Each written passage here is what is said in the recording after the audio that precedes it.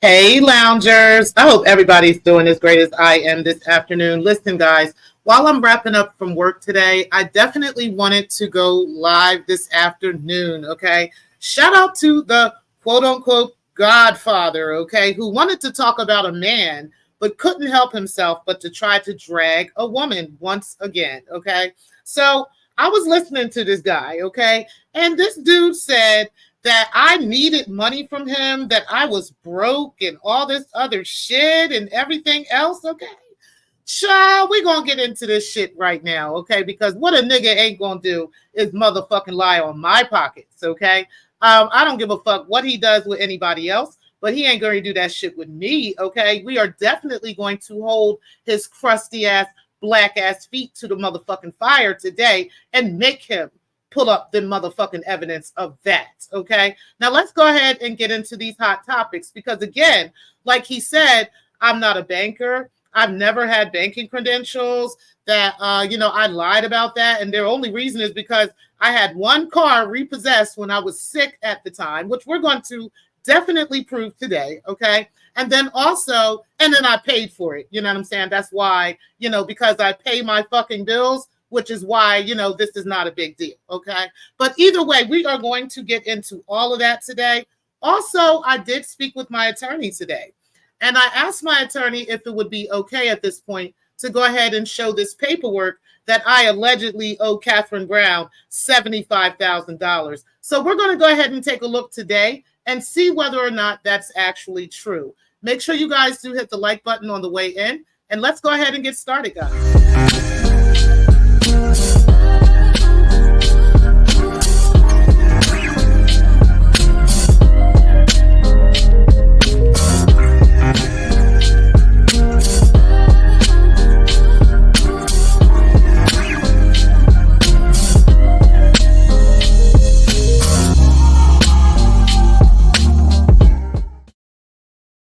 Hey, Stephanie Collins, Sam Rowe, Teresa, I appreciate you guys being in the building and everybody that's in the clouds. Steph, I had the same goddamn question, right? Like, what is all the outrage about? Is it because this strong black woman with this strong black voice is telling this man the truth and holding a mirror to his face, and he can't stand the fact that I can tell him the truth, right? That I don't go around showing blind loyalty to people just because they send me a couple dollars on a Cash App or really on a Super Chat, because that's mostly what he did, was send money to me on Super Chat. I can think of maybe once that he sent me money on a Cash App, and that was for some evidence that I had shown him while he was live of somebody passing around his wife's criminal history, okay, which I have, and we will go over later about Latasha Spears Pierre's criminal history, okay, since he says he and his family are so responsible, okay? But we're going to go ahead and get into that during the series. We're not necessarily going to talk about that right now,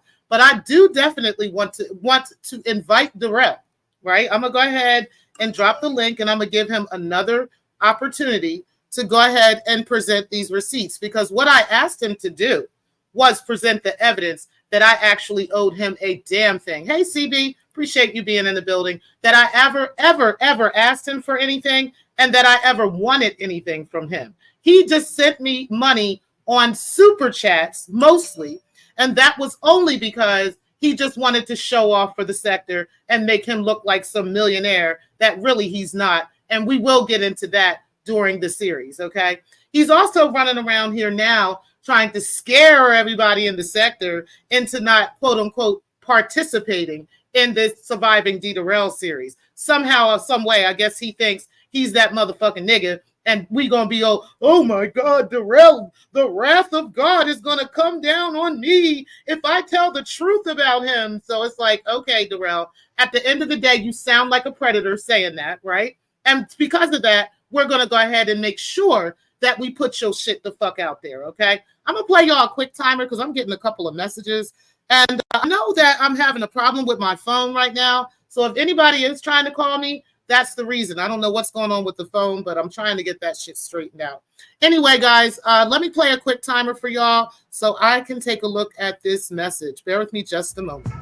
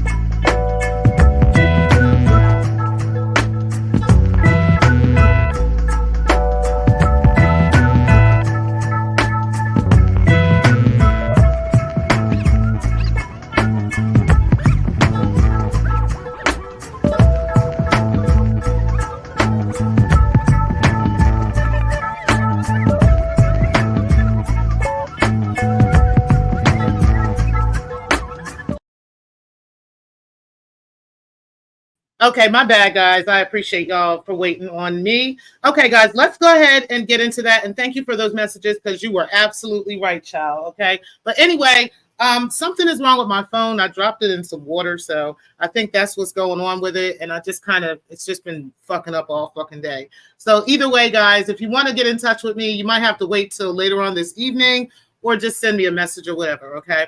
But yes, child. Okay. Derell, I have dropped the link for you so you can go ahead and present this evidence of me owing you all this motherfucking money, okay? And me begging you for money, okay? Because that's what you said, sir. You said it on your own show. The only reason I'm not pulling it up is because I'm not going to give you the opportunity to strike my channel, okay? And I didn't take the time to screen record it. So I'm not going to do that right now. But we are going to see today whether or not I actually owe all this money to Catherine Brown and I owe $75,000 and I've been actually sued by her and all these other things. We're going to pull that up today and show the sector whether or not this is true or not, okay? We are also going to debunk whether Flacco is on that paperwork. We're going to debunk whether Smoke God is on that paperwork, because the same way that Derell is swearing by God that I'm on this paperwork, he's also not realizing that there's two other people in the sector that they're claiming is on this paperwork too, okay? And shout out to my attorney that let me know that it is perfectly safe and clear for me to do this now, okay? Now, hey, Miss Stangs, I appreciate you being in the building as well. Pillsbury, I appreciate you as well. You said just admit you're homeless and you need Derell's money, right? That's what I need to do, y'all. We're going to come out and show my homelessness. We're going to show I've lied about being a banker and all these other things, okay? We're going to show, you know, all these other things that's going on. I'm so broke and so fucked up, okay? Like all this shit we're going to do. Hey, Clark, appreciate you being in the building. He said Pills over here flip-flopped and after he was talking smack as usual. He wasn't talking about me, so, you know, I appreciate him not doing that. I did hear him talking about you. But he was definitely not talking shit about me. So I do appreciate that, Pills, from you. And make sure y'all do hit the like button on the way in, guys. Okay. All right, guys, let's go ahead and share my first screen. Let's see. Let's talk about the sector rides that I did that day. Okay. Because we're going to break that video down and I'm going to give you guys some context to this. And I know that Shakim can actually vouch for this, okay? Because he was the one that originally wanted to talk about this alleged credit history that he claimed that I had, right? Now, he was looking up the name Tanisha Price, but I am not the only Tanisha Price in the state of Delaware. You guys can look that up yourselves, okay? The other Tanisha Price that I know about has a middle name of A, okay? I believe it's I don't know what her middle name is, but it starts with an A. Mine starts with an L, okay, for Lynn, not Louise, okay? It is Lynn, okay? So you guys can definitely look this up. This is information you can go find for yourself, okay? I do not care because I don't have anything to hide in life, okay? So it doesn't matter to me that anybody knows my full name and knows anything about me, okay? Because again, I'm not a criminal. I don't have anything on my background, and there's nothing that, you know, you could really say, you know, other than I had one repossession at one time. Now, I did have a repossession of a vehicle for a company called, what was the name of that company? I can't remember. That's how long ago it was. It was about at least 7 or 8 years ago when this happened, okay? Now, everybody knows that I suffer from a disorder, okay? And I felt ill at that time. I was not in remission. I'm currently in remission with the disorder, but I was not in remission at the time, which is lupus, by the way, okay? Most people in the sector know it's lupus. And I was not in remission at the time, so I was not able to work. I had used up all of my medical leave for the time, so I wasn't able to keep up with certain bills. That was one of the bills that I was not able to keep up with. Once I was able to, I actually paid that shit off, okay? And that is the reason why my credit remained as good as it did and why I was able to remain at the bank as long as I did, which was over 20 years at the bank, okay? So we're going to go ahead today and play this video that I played maybe about, let me take a look when I played this video. This was a year ago, This was on July 2nd, 2023. And again, this is when me and Shaquem were beefing, and he was running around pulling up every name, every Tanisha Price in America, and pulling up their credit history, okay? And he did find one thing on me that I absolutely can attest to. I don't have anything to hide or anything like that. And I'm a single mother, okay, raising 6 children, not understanding how this connects, or, how, Derell is somehow connecting himself to this, and he's somehow, comparing his life as a married man, right, who's allegedly a millionaire, allegedly, right, comparing that to me as a woman, a single Black mother, okay? That is what makes him look pathetic. So we're going to go ahead and go over that video, because Shaquem had said that I had recently had a car repossessed, okay? And I had showed that same car, maybe probably like a year prior, that I had gotten a new car, and I really liked the car. It's really cool. It's got my dual sunroofs and different things like that. And so I got in the car and drove the car while Shaquem was trying to tell everybody that the car had been repossessed, okay? Not knowing what he was talking about. So let's go ahead and play this video and see what I said. What's up, loungers? Hold on. Let me go ahead and remove the branding. Let me remove the branding, since we were still talking about this hoe last night. Let me remove the branding. Now, keep in mind, I did have the branding up about breaking the culture, because we were talking about her like the night before this video. So that's the reason why the branding was up there. This is not a video about breaking the culture. So let's go ahead and keep going. Because I want to see me. See my ugly ass? Guys, hey. You guys out here telling everybody how ugly and how wide a bitch is and all this other shit. Let's see how wide and ugly a bitch is, okay? Ride with me this morning. We are going to go get a couple Dutchies, okay? Because I am having...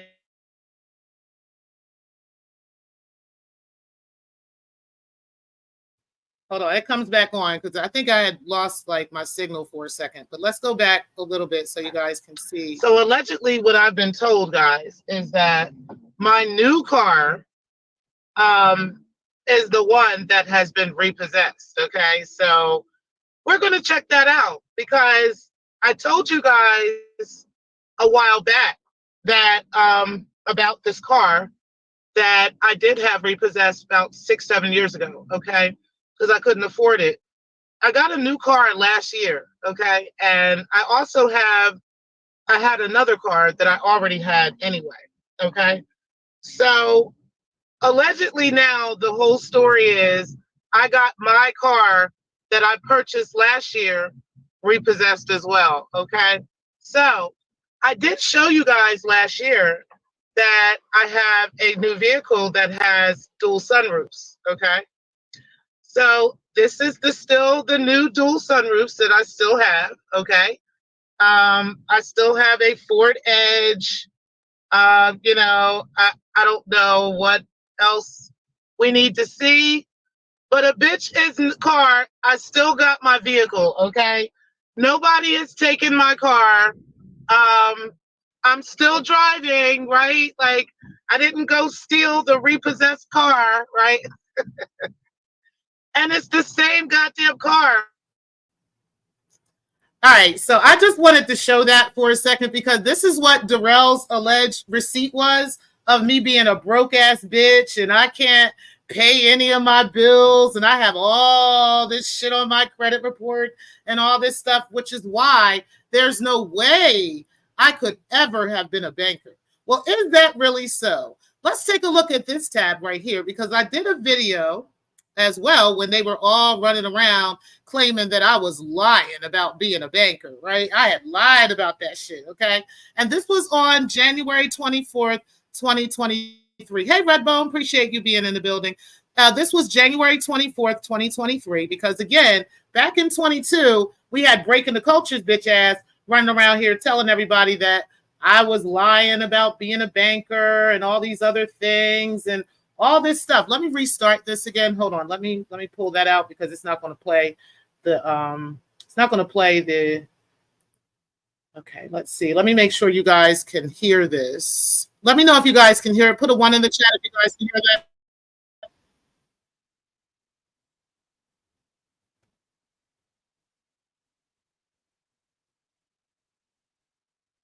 Put a 2 if you can't hear it.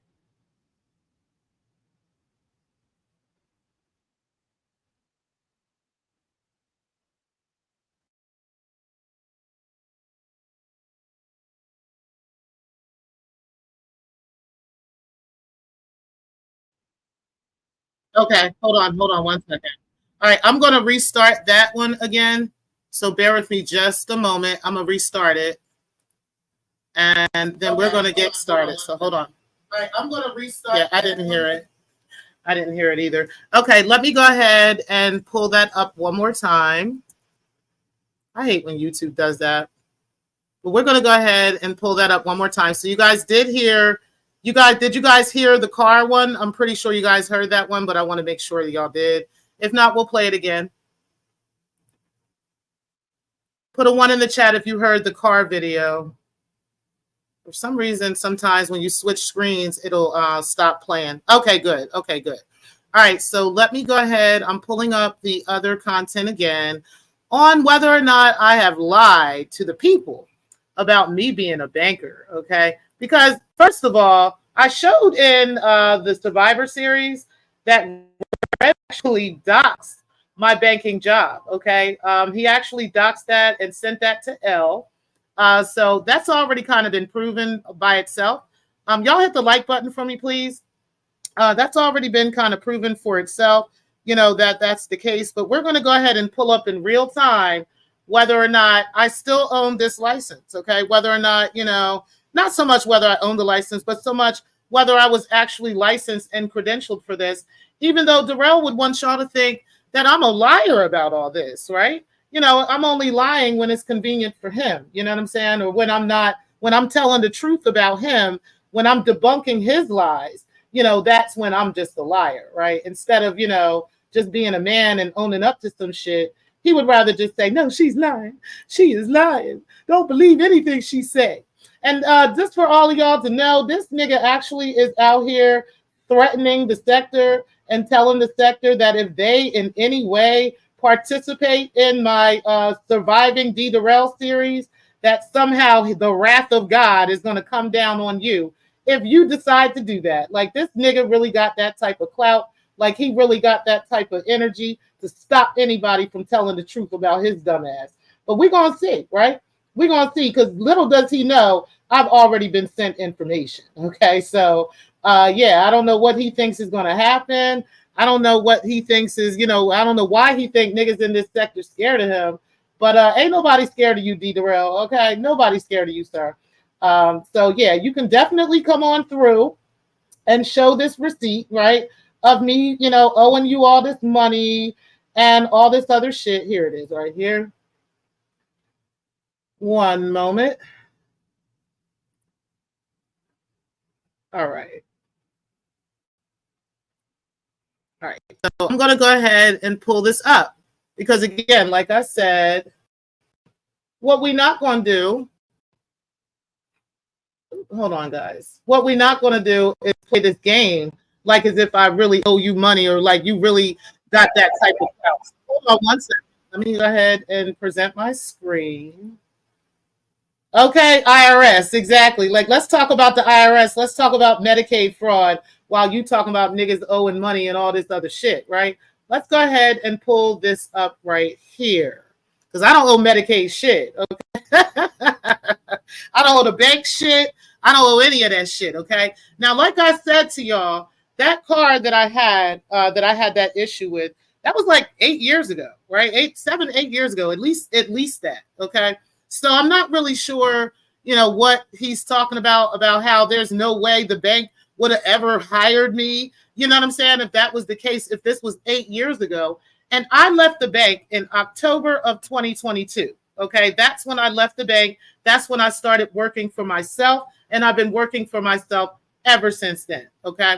Never asked Derell or anybody for that matter for any motherfucking money in this sector. And I've never heard of anybody shaming a content creator for making money on YouTube. Like, where do they do that at? Like, where are they doing that at? Where they really feel some type of way? Like a whole panel full of niggas is looking at my motherfucking pockets. Like, are you kidding me right now? All right, y'all let me know if y'all can hear this video.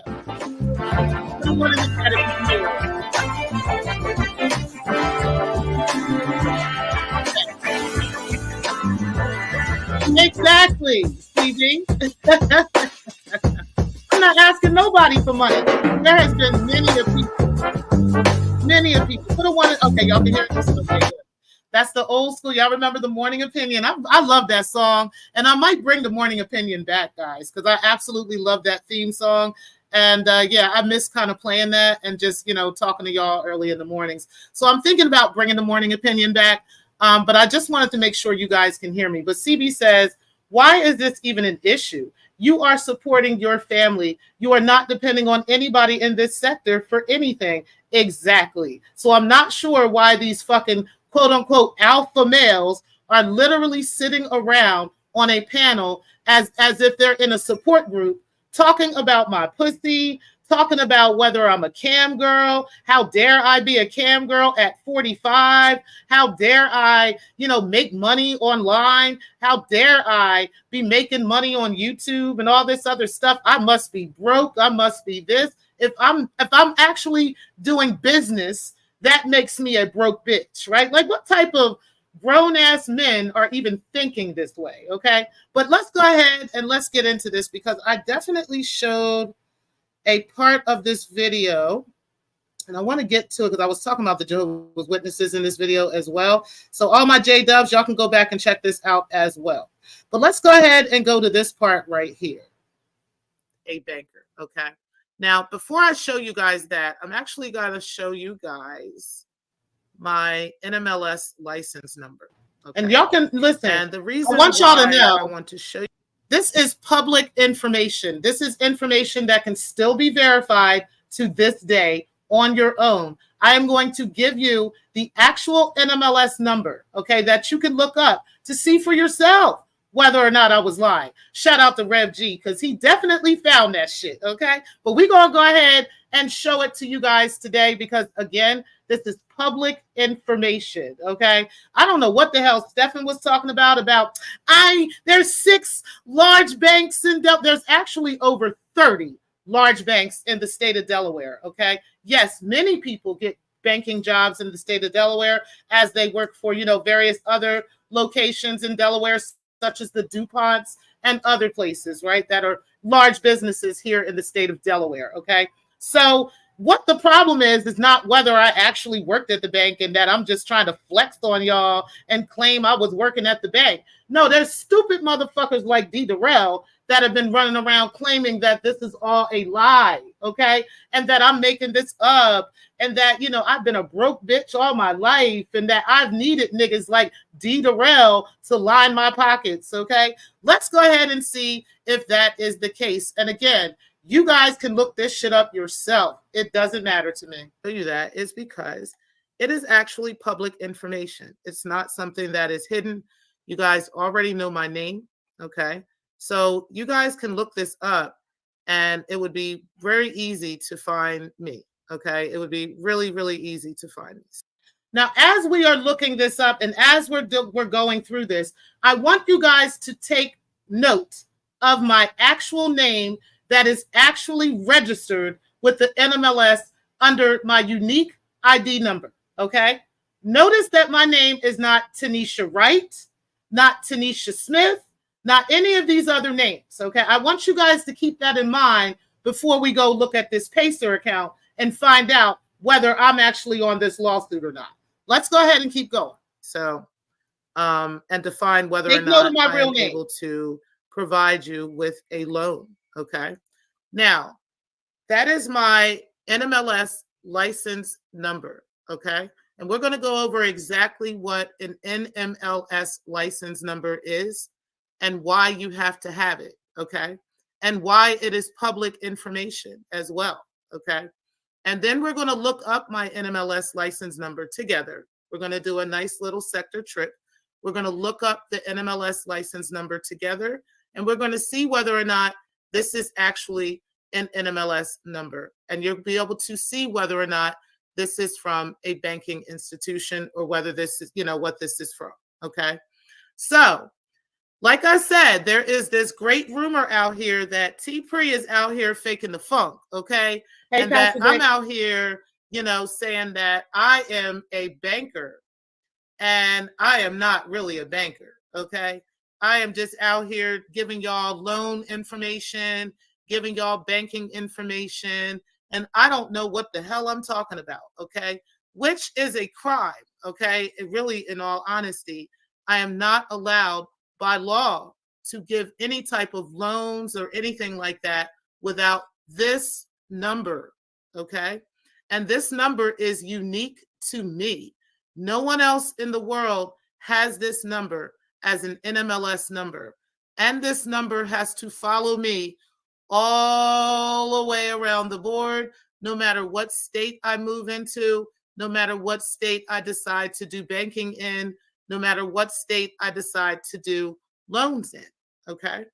The reason for that, we are going to go over right now. Okay. Now, let's go ahead and take a look at my screen. And what you guys are looking at is the NMLS Resource Center. Okay. This is a federal website.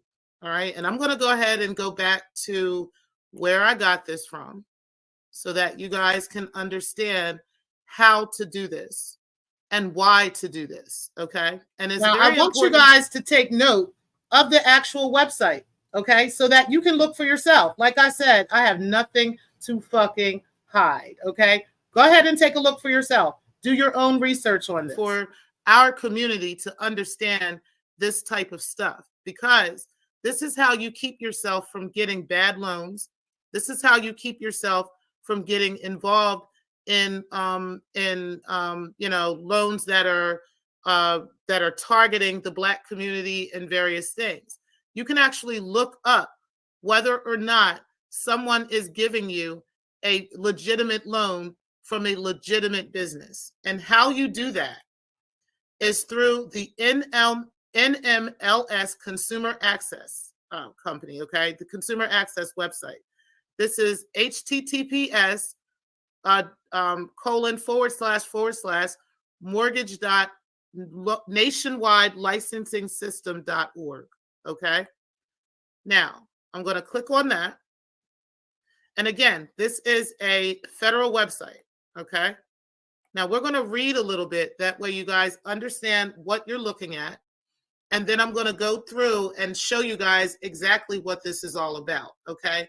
And why this, again, this information is public information, all right?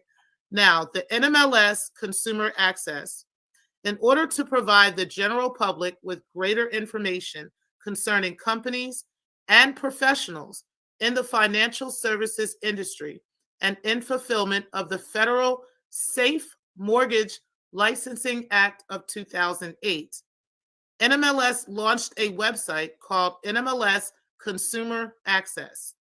NMLS Consumer Access is a fully searchable website that allows the public to view information concerning state licensing companies, branches, and individuals licensed and registered through NMLS. Okay. And then there are two different links. One of them is the one found online, which is right here, which is the one I'm going to take you guys to.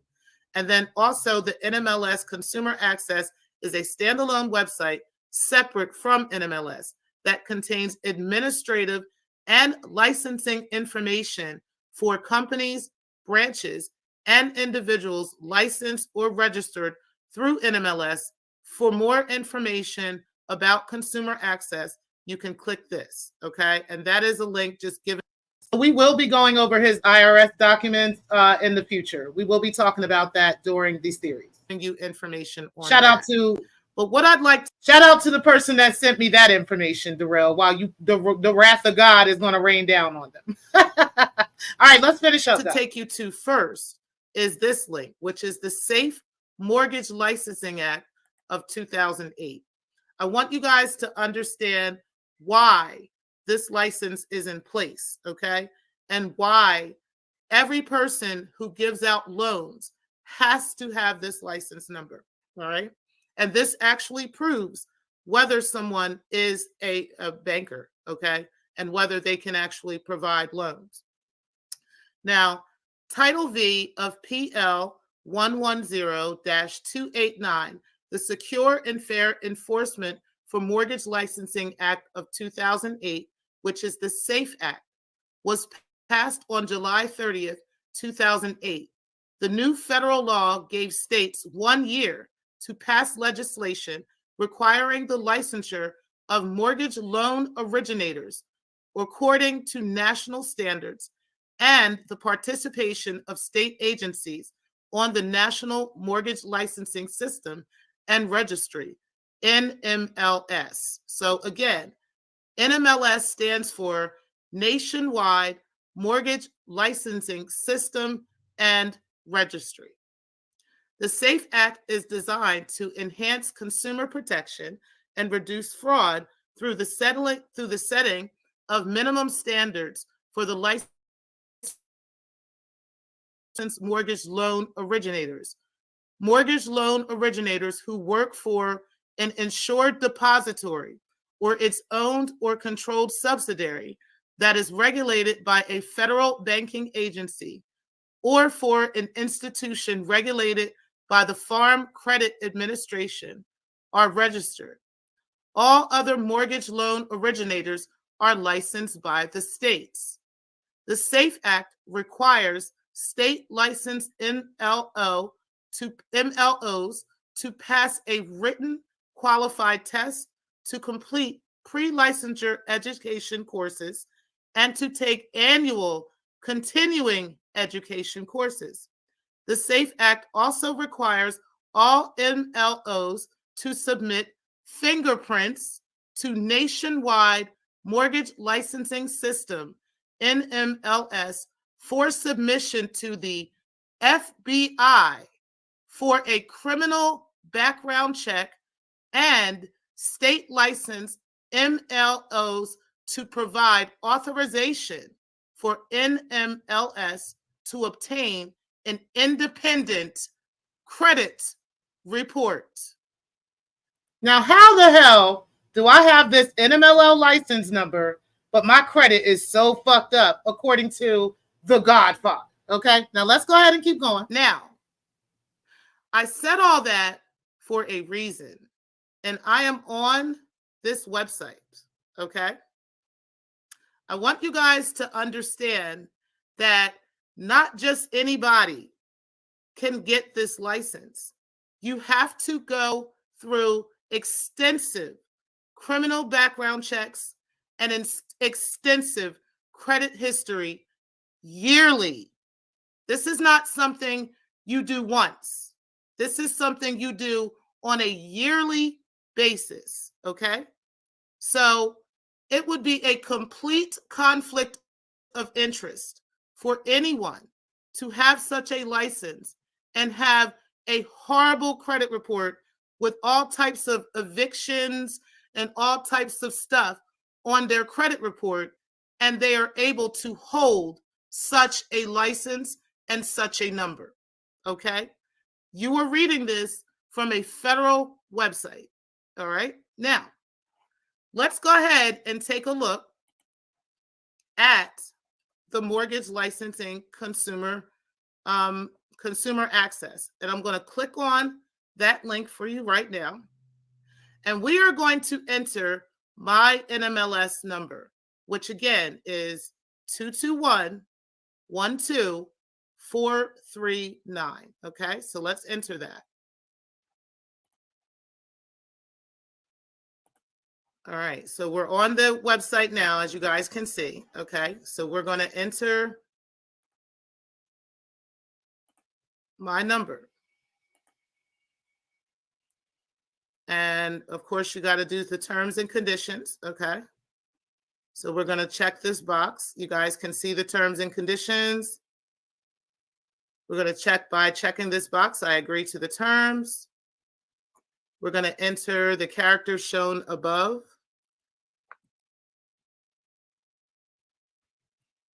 And we're going to click continue. You guys know my name, right? Oh, shit. One match found. Tanisha L. Price. Take a look at my name, guys, while we're making sure that we're looking this up and on a federal website, okay, on whether or not what my name really truly is, okay? Because if my name was Tanisha Wright, that would also be there, okay? So let's go ahead and keep going. Let's keep going since everybody know what they're talking about. NMLS number 2212439.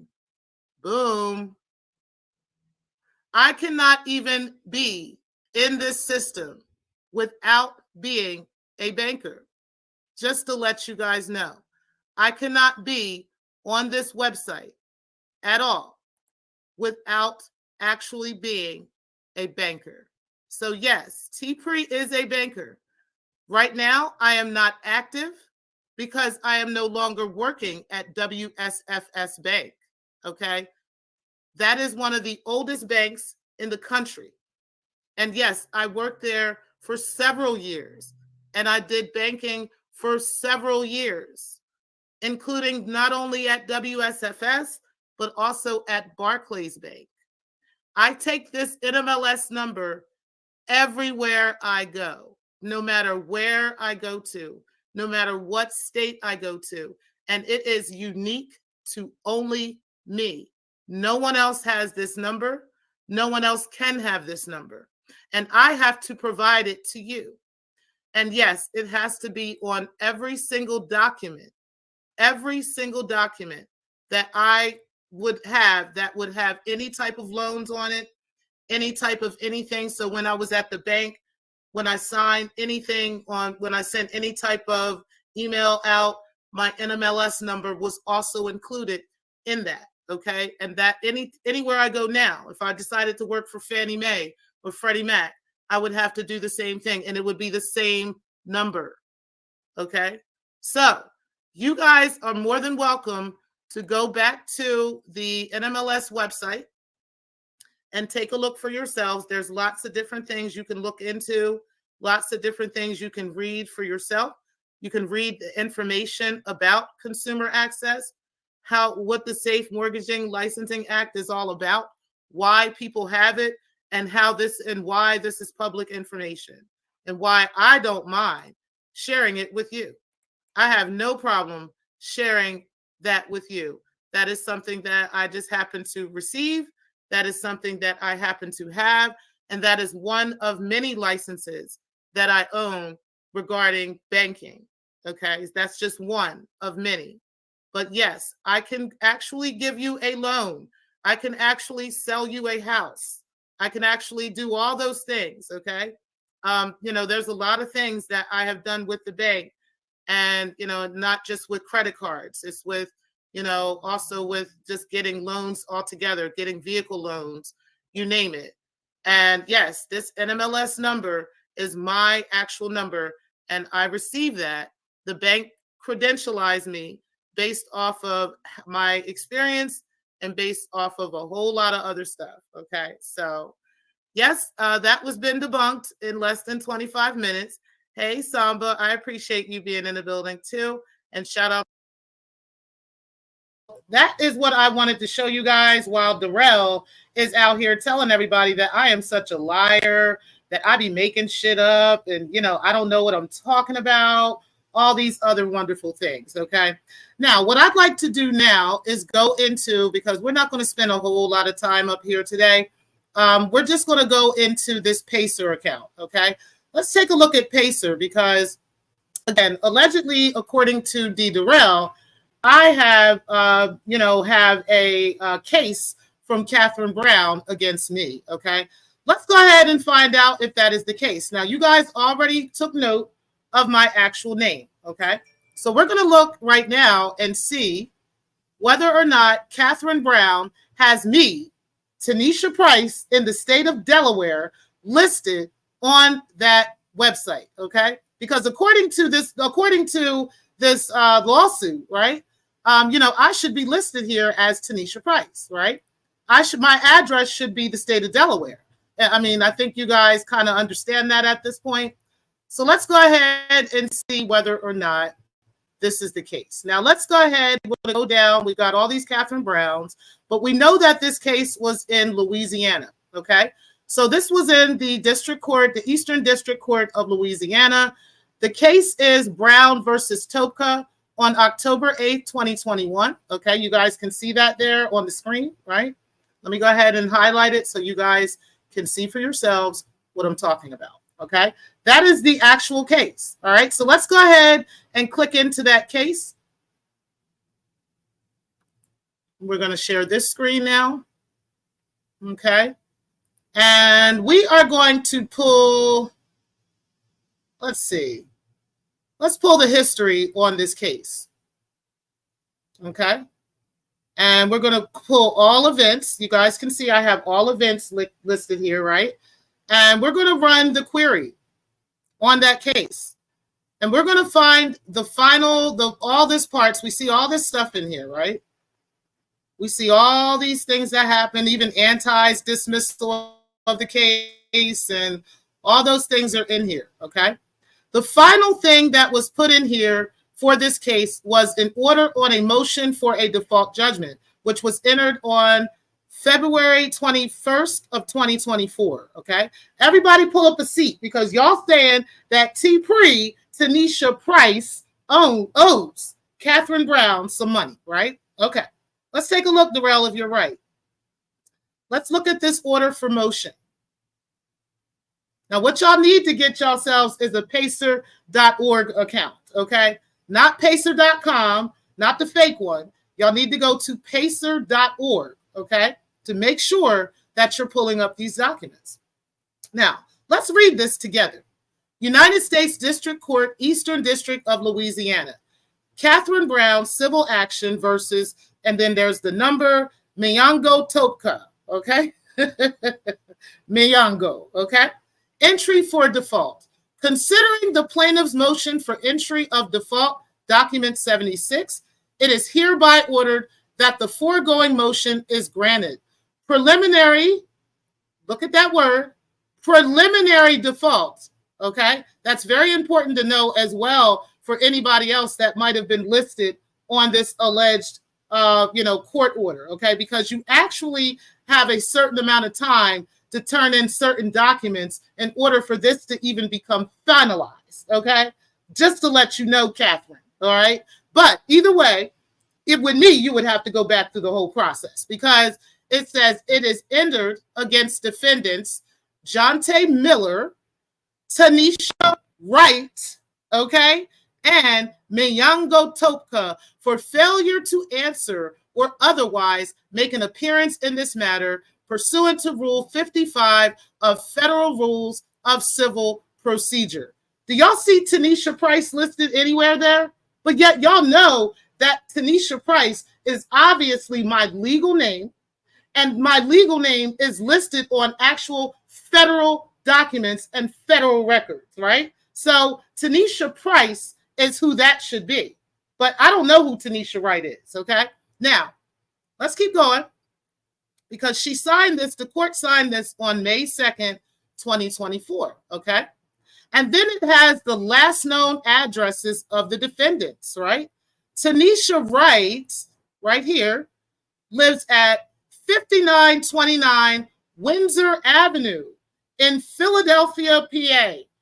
I've never lived in Philadelphia a day in my life. I've never even lived in Pennsylvania. And I would like D. Derell to prove that I have, right? Since he knows so much, and since I owe somebody $75,000 fucking dollars. See, Derell, all you have to do is do your own research on some things, right? If you really want to know some shit, if you really think you know what you're talking about, it's so easy to look up this information yourself. Now, like I said, and I showed you guys, right? This person, whoever this is who this person has gotten this alleged court order and default judgment over, okay? But notice it is a preliminary default, okay? Which means that that is preliminary.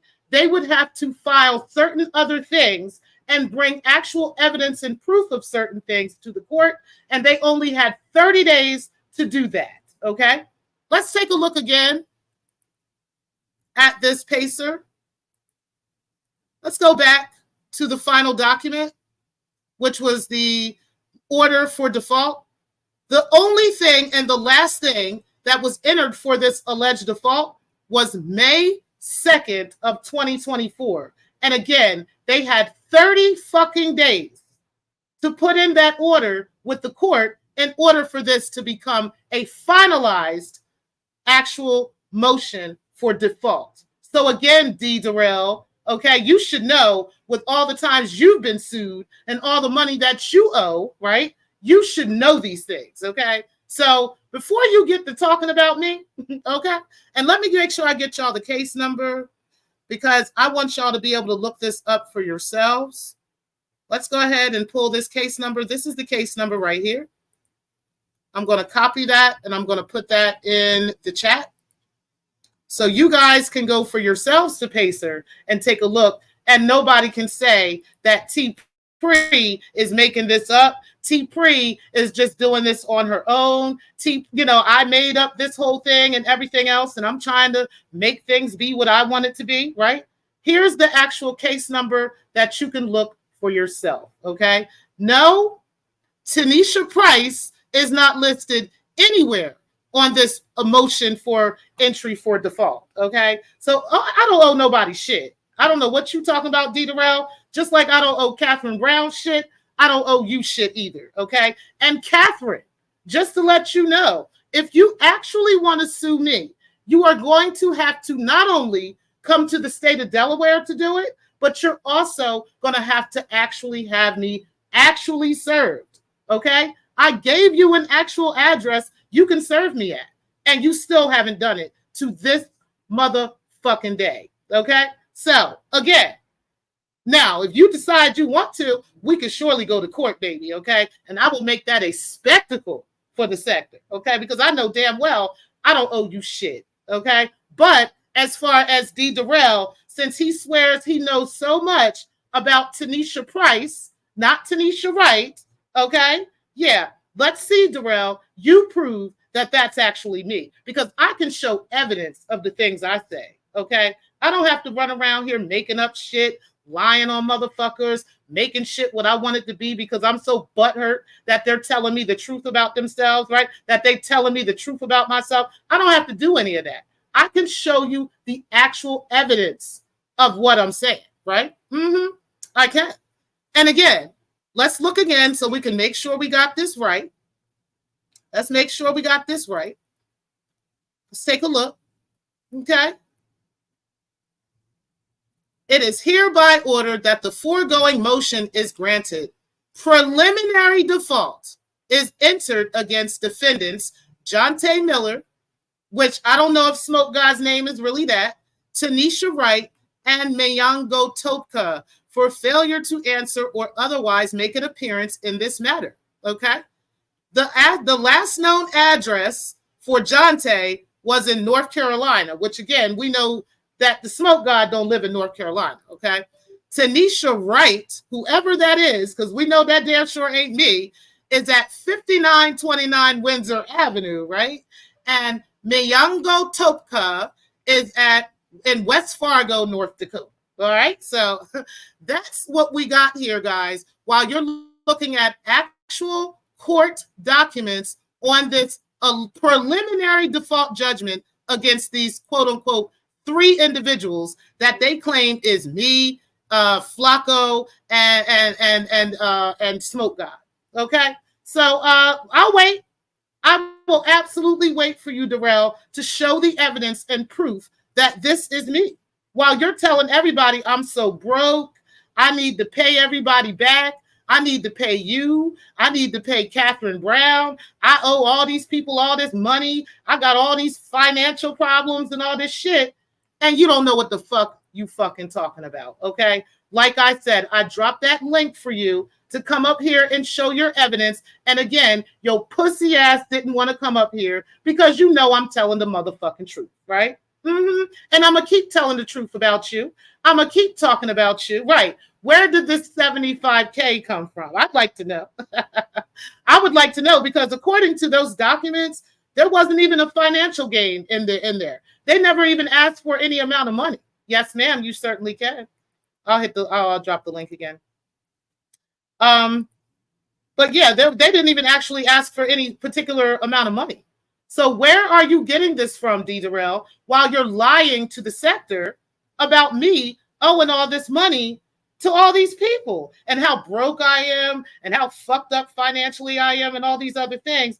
Where is the evidence, Derell? Where's the proof? See, you want to show emails of Ray Triggs actually helping you, right? You want to show emails of the people that were available for a meeting to talk about the health of the sector and whether or not, we need to go ahead and clean up the sector and get shit straight. See, you got all those receipts, but where is the receipts of the shit you saying about me? What's up, Steph? Hey, can you hear me okay? Yeah, I can hear you. Cool. Oh, I got an echo. Okay, hold on. I have to probably turn off cancellation. No, go ahead. I'm like YouTube on in the background. Like an amateur. Oh, okay. Okay. Put a one in the chat if you guys hear an echo. Let me know. Go ahead, Steph. Okay. I think I know where the 75K came from. And I just y'all please stop practicing law. Please stop practicing law. Please, y'all. Derell, AS, all these people, please stop practicing law. Please stop practicing law. You're making my head hurt. You're going to make me have a stroke. You're going to make me have a heart attack. My blood pressure. You and my lawyer too. You and my lawyer. My lawyer's watching in the cloud. Shout out to you. My lawyer knows too. Like, this is like, oh, these people are so stupid. Like, if my light bill's going up, my sugar's going up. Yo, the air quality around my neighborhood is going down. Like, y'all are affecting every bit of my life. Stop, just stop it. My cats are frustrated. Like, they won't sleep at night. Like, everybody just cut it out, please. So here's the thing. This is where I got where I think they got 75K. Okay. So there are certain things that have to be met before a case can proceed in federal court. Okay. But that's only if, unless a party challenges a suit based on lack of jurisdiction or lack of venue, the case is going to proceed anyway. That's another issue. But, all this is adversarial, which means the judge doesn't approve it. The judge doesn't say this can go forward. The judge sits there on the bench and listens to arguments from both parties. If the party never raises it, it's going to go forward. So, but the thing is this is where I think they got the 75K. Is one of the ways that a federal court can have jurisdiction over a suit is if the parties are diverse, which means they don't all live in the same state, right? And they would necessarily have, one state court wouldn't have jurisdiction over the whole thing. Right, I want to say something real quick that my attorney let me know that the state of Louisiana would have absolutely no jurisdiction over me, including with this long-arm statute that they have, because long-arm statute does not apply to Delaware residents unless it is a federal crime. Like, in other words, I have to commit some type of felony, like murder, a rape, or something like that, in order for long-arm statute to apply to me. The fact that myself and Catherine Brown are both residents of the state of Delaware, and I can prove she's a resident of the state of Delaware and still is, okay? She would have to sue me in a Delaware court. She cannot go to another state and try to sue me. Immediately, my lawyer would request for that to be thrown out. So go ahead. Yeah.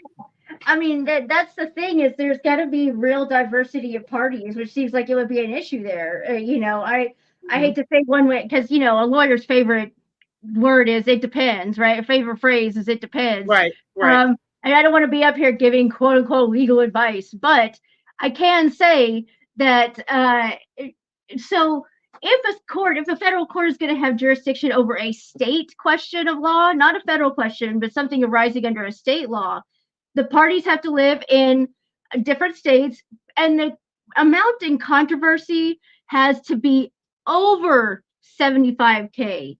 Okay. which means, and you don't have to necessarily plead an exact amount, but you just have to say, like, we expect to win over 75K or whatever. Mhm. And so, like, it doesn't mean you automatically win 75K. It doesn't mean you automatically get 75K. It just means that that is how much you have to necessarily be asking for, and you don't have to plead a specific amount. So when Mhm. people say, like, well, they're suing for 75K, it just means that they're asking for that or more because that's how you get into federal court. It doesn't mean you're even going to win 75K. It means, like, you could win zero, you could win $2, you could win $5. It just means that the party of the plaintiff expected to win over 75K. But that doesn't mean if you get a default judgment, it's automatically 75K. I don't even, that makes my head hurt so bad. Like, there's Well, been I'm glad times, that you cleared that up. Hmm. yeah, there's been times when, like, I have to put my phone down and walk away because AAS is being such a bad internet lawyer. But this is on par. This is on par. There, no, no, no. She could literally take a default judgment for $1. Like, she literally could, because that's like a sort of nominal, like, okay, I guess, whatever, one tier equals $1, and it's sort of like you won, and like that's the least amount we could give you, and so like this, she's not automatically going to take 75K. That's just no, nope. That is nuts, right? And It on is. top of that, I want to make it very clear, which is something that Make a Change had brought up at one time. Shout out to him, which is what made me look for this. There was never any monetary amount asked for.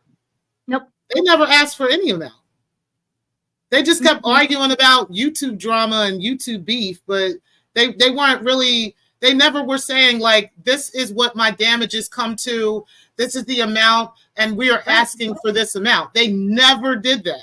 And you guys Yeah. have the case number right here. You can go look for yourselves on pacer.org and look for yourselves. Look through all those documents and see any time that she ever asked, or her lawyer ever asked, for any amount of money.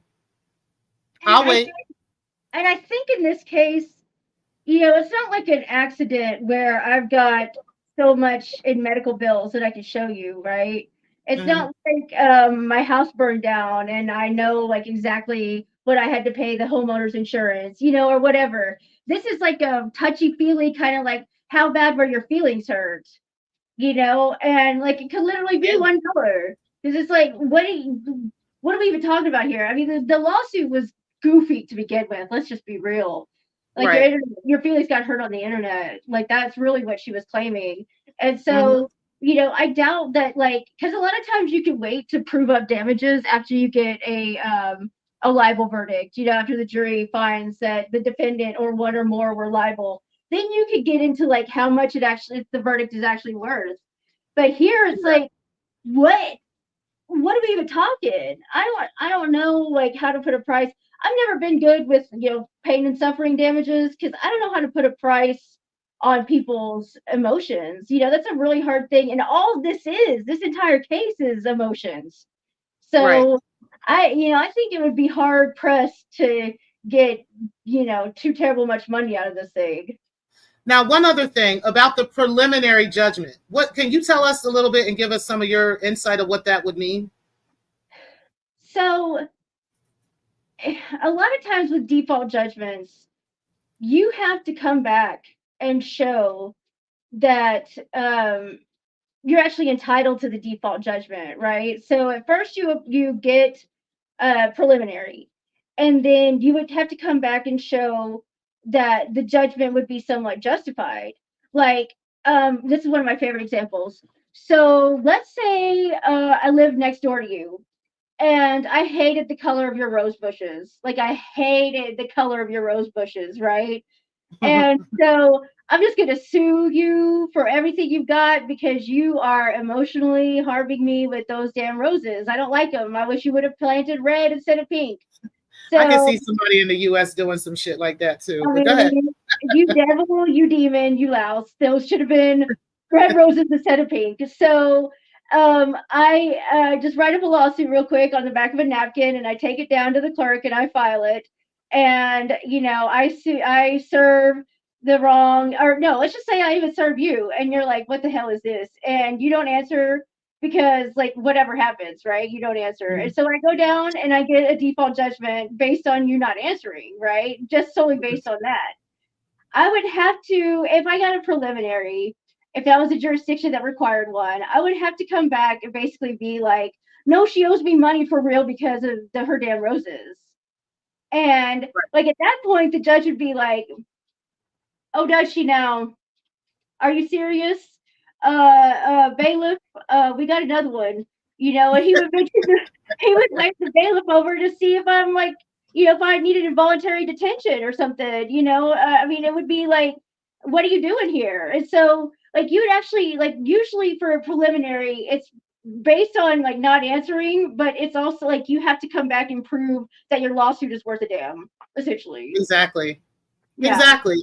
And you have a certain amount of time to do that. Now, I know in Delaware, it's like 30 days. Mm-hmm. And I believe my attorney told me Louisiana is the same. You have 30 days. So that never happened. So I would love for Derell to prove again that she has a finalized default judgment against me, Tanisha Price, which you guys know is my legal actual name, okay? That I live in the state of Delaware, okay? I don't live in Pennsylvania, okay? And, that I would have had to have been served properly and everything in order for me to be listed on this lawsuit. So, again, where is this lie coming from, Derell? And I proved you again as a fucking liar. You got any final words? Man, this is just a crying shame, man. Like It I said, is. I'm just looking at him like Obi-Wan looks at, soon to be Darth Vader at the end of the third movie in the prequels. It's like, you're supposed to bring God, you are the Godfather. You are the Godfather. Right. You were supposed to destroy the AFW, not join them. And you want to help them. Yeah, and it's just sad. I mean, they're getting, it's just like when we were telling Shakim, like, don't get in bed with them to hurt Carrie. They're just gonna burn you. All they're gonna do is burn you. They don't care. Like, Exactly. These people can't be trusted. It's just, I'm not saying that he's working with them directly, but my gosh, the last person we need is Derell repeating their talking points. Let's not do this. Let's not do this. So that's all I got to say, and I ain't got nothing else. Thank you for letting me up. No problem, Steph. I'm sure there'll be a video made about you next, right? Oh, I know there will be. Already. I appreciate you, Steph, for coming up. And guys, we are going to end the show here. I don't really have anything else to say. I've proved myself already, because what you're not going to do is make up shit about me. I'm sure there'll be a video made about you, right? You got to close YouTube. Hey, let me sorry, I got the echo going. Girl, you got to close your other YouTube account. I did. I'm sorry about that. Girl. Okay. First of all, let me put something in the private chat real quick. Hold on. Okay. Can you believe these niggas? He had a whole panel full of niggas talking about my pussy. Like, Bugsy wasn't feeling that shit at all. You heard him. How much money I'm making, whether I'm making money, I'm a broke bitch, and I'm this and I'm that. I'm like, what? I know. I don't know what's going on with it. I don't know. I did drop it in water though, so I think that's what's going on. So, but anyway, child, listen. This nigga is really over here talking about how much money I'm making. He's literally angry that I'm a cam girl. Like, what? Yeah. All this new shit. And I'm ugly. I'm fat. I'm all this shit. Like, I mean, he's a very typical hurt man. He sounds like a scorned lover. He sounds like Triggs took his girl. And there's a lot of that going around the sector. Oh, that's another thing. Do you know now he's saying that Ray Triggs is paying me to do the Surviving D. Derell series? I'm like, what? Ray Triggs didn't even know about this shit. Like, what? I mean, it makes sense. I literally just came up with that idea this morning. What the fuck is Derell talking about? But this goes to show how delusional this nigga is, right? Yes. How butthurt this nigga is that people are putting a mirror to his face, that nobody's afraid to tell him about himself. Like, that just literally goes to show that shit on some real shit. while you're sitting here trying to, like, you're literally running around grasping at straws trying to prove that everybody in the sector has some type of conspiracy against him. Like, he can't be fucking serious. He can't be serious, yo. He really can't. It just be that he wrong and we don't like what he doing. Yeah. I Hey, Colin Martin. Hey, Pacific. You said if I was you, Tpri, I would troll the mess out of this with cash apps. I'm just saying, right? I'm trolling the shit out of him in his fucking chat, laughing at this nigga, telling him how much of a clown he is, and that's just pissing him off even more, and I fucking love it. Yeah, I saw some of this. This was happening. I guess most of it was happening while I was at work, but I saw some of it when I was on the way out. And a couple of things. It's very number one, it's just weird to me that these niggas are not ashamed to behave this way, with the jealousy and all.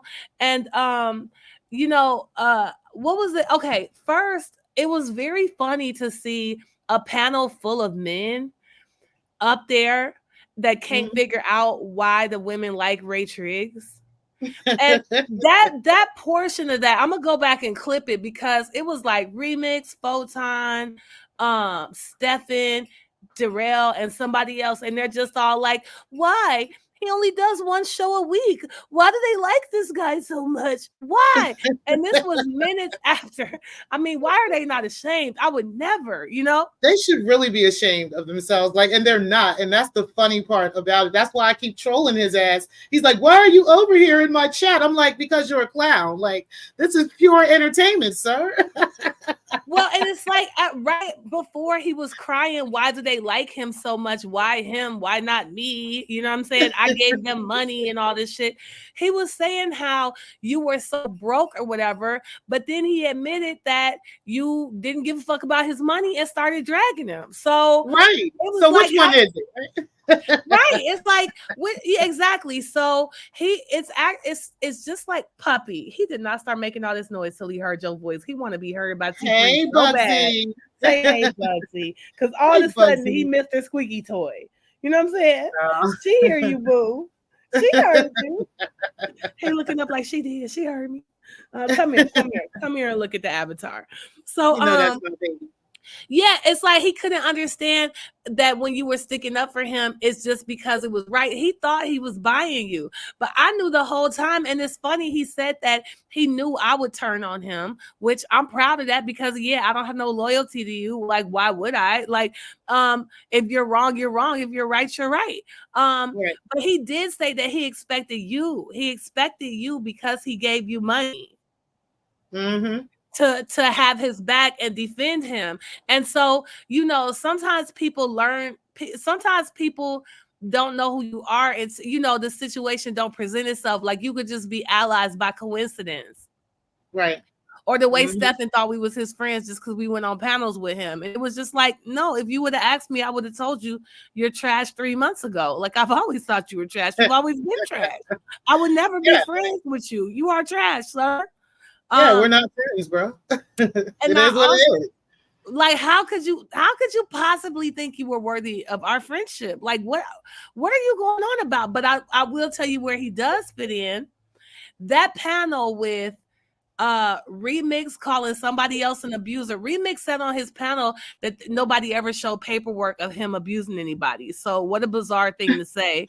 He just gonna act like you don't exist. You in the fourth dimension, sis. Yeah, girl. That never happened. he had CE up there implying that he's a scammer. You had Photon up there talking about him being abusive. You had Derell up there claiming that leadership didn't matter when leadership mattered a lot when he was the leader. Until everything was good then. Yeah, exactly. Until he was expected to behave as a leader. Now he don't want to be a leader. He the godfather, as in, I guess godfather just means spectator. I guess. I don't know what the shit means anymore, according to him. Well, now all of a sudden leadership doesn't matter. So I guess all of his manosphere talking points are out the window because now he says, why would he be a leader to people online he never met? Well, I don't know, godfather. Mm-hmm. I didn't call myself godmother. You know what I'm saying? I didn't keep, I personally haven't founded a sector and abandoned it. So I think that Stefan and Derell and Conscious Energy and Remix are just, I think they go together so well. They should be a new supergroup. I think they are doing, and they add Kip to the team. You know, the fact that he is kicking it with Kip, throw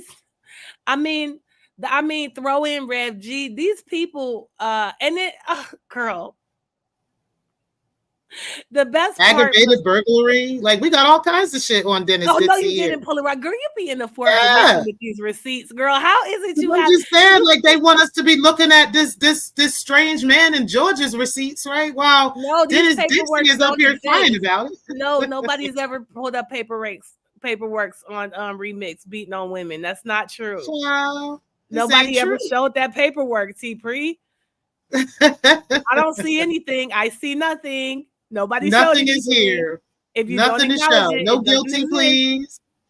Now there's a couple of them that's been dismissed, and then, you know, like the theft of the stolen property, even though he was charged with that, right? Yeah. All while they talking about this Rent-A-Center man, right? Yeah, they was like, and they saying it's not even true. They windmilling for him. It's just like, dude.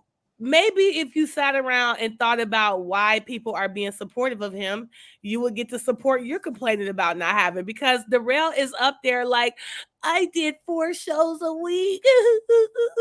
He only does 1 and all the ladies love him. Like, how many times are you going to keep complimenting this man?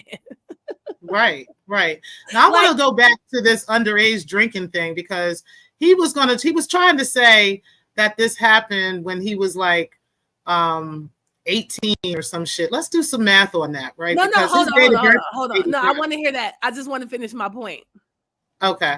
If Triggs only does 1 show a week and you did 4, and the women are loyal to him and not you, what does that say about your show and you as a man? Like, answer your own question. They kept asking, why do the women like him? I think they should explore that more. I think they should not just ask that question, but I think they should sit around and take the time to ask her, why does he do so much less and accomplish so much more than you, Derell? And then maybe you'll have your answer to why all the women find him attractive. Right. Like, I'm just saying, like, you know, instead of worrying about everybody else and what everybody else is doing and my pussy and how much money I'm making and if I'm selling pussy and all this other stuff, even if the fuck I am, how does that affect this married man? Right. You know, who's doing so well, who's such a millionaire, right? He's doing so motherfucking well, but he keep lowering his standards to fuck with bitches like me, broke ass, poor ass bitches like me, that he got to throw $1,000 at, you know, because I'm so broke and so fucked up in life, right? My credit is so bad, I can't pay. He said I can't pay my bills, and then when I'm in there in the chat, I'm like, you said I can't pay my bills though, but then you're saying that you gave me money to pay my bills. Like, which one is it, Derell? Right? So what's that say about his level of attractiveness as a man? If a broke, destitute woman who you was giving thousands to was like, nah, fuck you, I'm about to go kick it with Triggs. Is that why you mad? Oh, okay. Right, is that why you mad? And with me, I gotta want to fuck on Triggs. And again, I remember when Photon was trying to make me jealous of that prostitute who sleep with groups of white men for a place to stay. And I was just like, you know, yeah, fine. You know what I'm saying? So I wasn't the one that searched his Tennessee records. That was sent to me. So I can't say who it was. I can say, but I'm not going to tell y'all who got it, right? I'm just letting you know that these are authentic records and anybody can look this shit up. Anybody can look this shit up. And his Remix done waited too late in the game to start claiming that wasn't him. He trying to take Remix. I mean, he trying to take that from Triggs too. These niggas want to be Triggs so bad. Well, he admitted that it was him, and then we got people like Dr. Bombay that's like, well, he told us about it, and he redeemed himself by saying, he's a better man, even though the last one was in 2018. Okay, I'm like, Bombay okay, a jealous weirdo too. That nigga, why everybody Okay. want to watch all the fuck niggas? Why don't nobody want to watch me misquote the Buddha? Fuck that nigga. I'm deep, y'all, but I'm gonna do some trolling. But then I'm back to deep, y'all. Okay.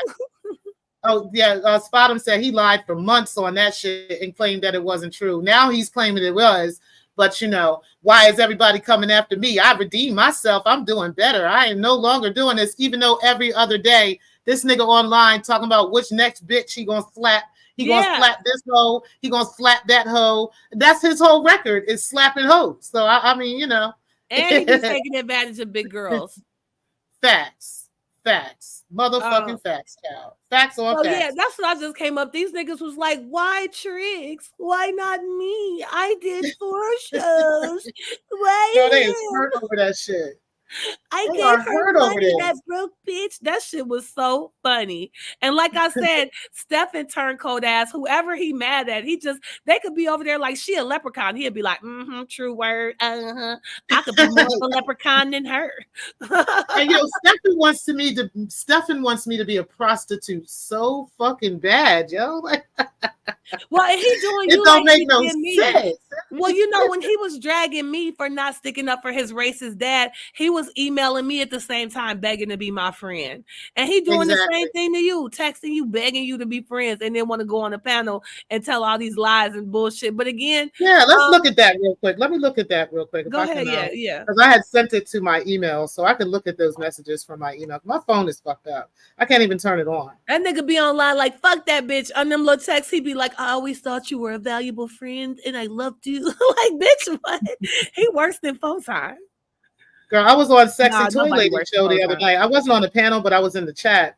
And while I was in the chat at 5:35 a.m., he said, we were talking about him inviting me to the church for a fight with his mother, right? And his aunties and all them. So I could argue with them about whether his daddy really is a racist. I don't know why I would need to do that when he already told us his daddy's a racist, right?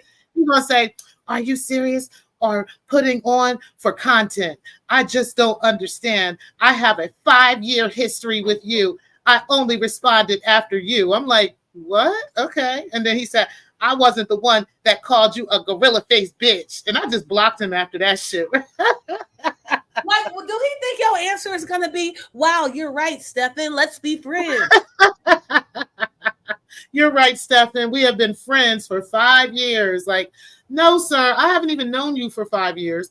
But, okay, the time that I did know you and that I got to know you, you have always been a what? A liar, okay? Right. And when I called that shit out and called you a liar is when you decided to take old pictures and Photoshop them and widen them and make me like this big, fat, burly bitch and, all the typical things that they say about Black women, right? That you're drunk, that you're fat, you're out of shape, that you're fucked up, all that anti-Blackness comes out. And that's what Derell is doing. Oh, you are fat. You're ugly. You're this. And then he's going to say, well, I don't think you're really ugly, but well, why are you doing this at 45? Why does it fucking matter to you how much motherfucking money I make? Who cares? And who cares how I make my motherfucking money? It's not affecting him or his abusive ass wife. So it don't motherfucking matter. Right? Like, I don't get it. I don't understand what the whole hype and kit and caboodle is. But either way, yeah, sir. Stephen, like I said, this is why you and I aren't friends, okay? Because you flip-flop every chance you can get. Anytime the wind blows in a different direction, it's a whole nother thing, right? When you thought I was winning against breaking the culture, you jumped on my side. When you thought she was winning, you jumped on her side. The same thing happened with me and you. When me and you had fell out, when he thought I was up, he jumped on my side. When he thought you was up, he jumped on your side. And we have actual evidence of this shit, video proof of this. And I showed that shit. So, yeah. It's funny. He want to keep coming for slander, but slander, I never act like no colonizer like that.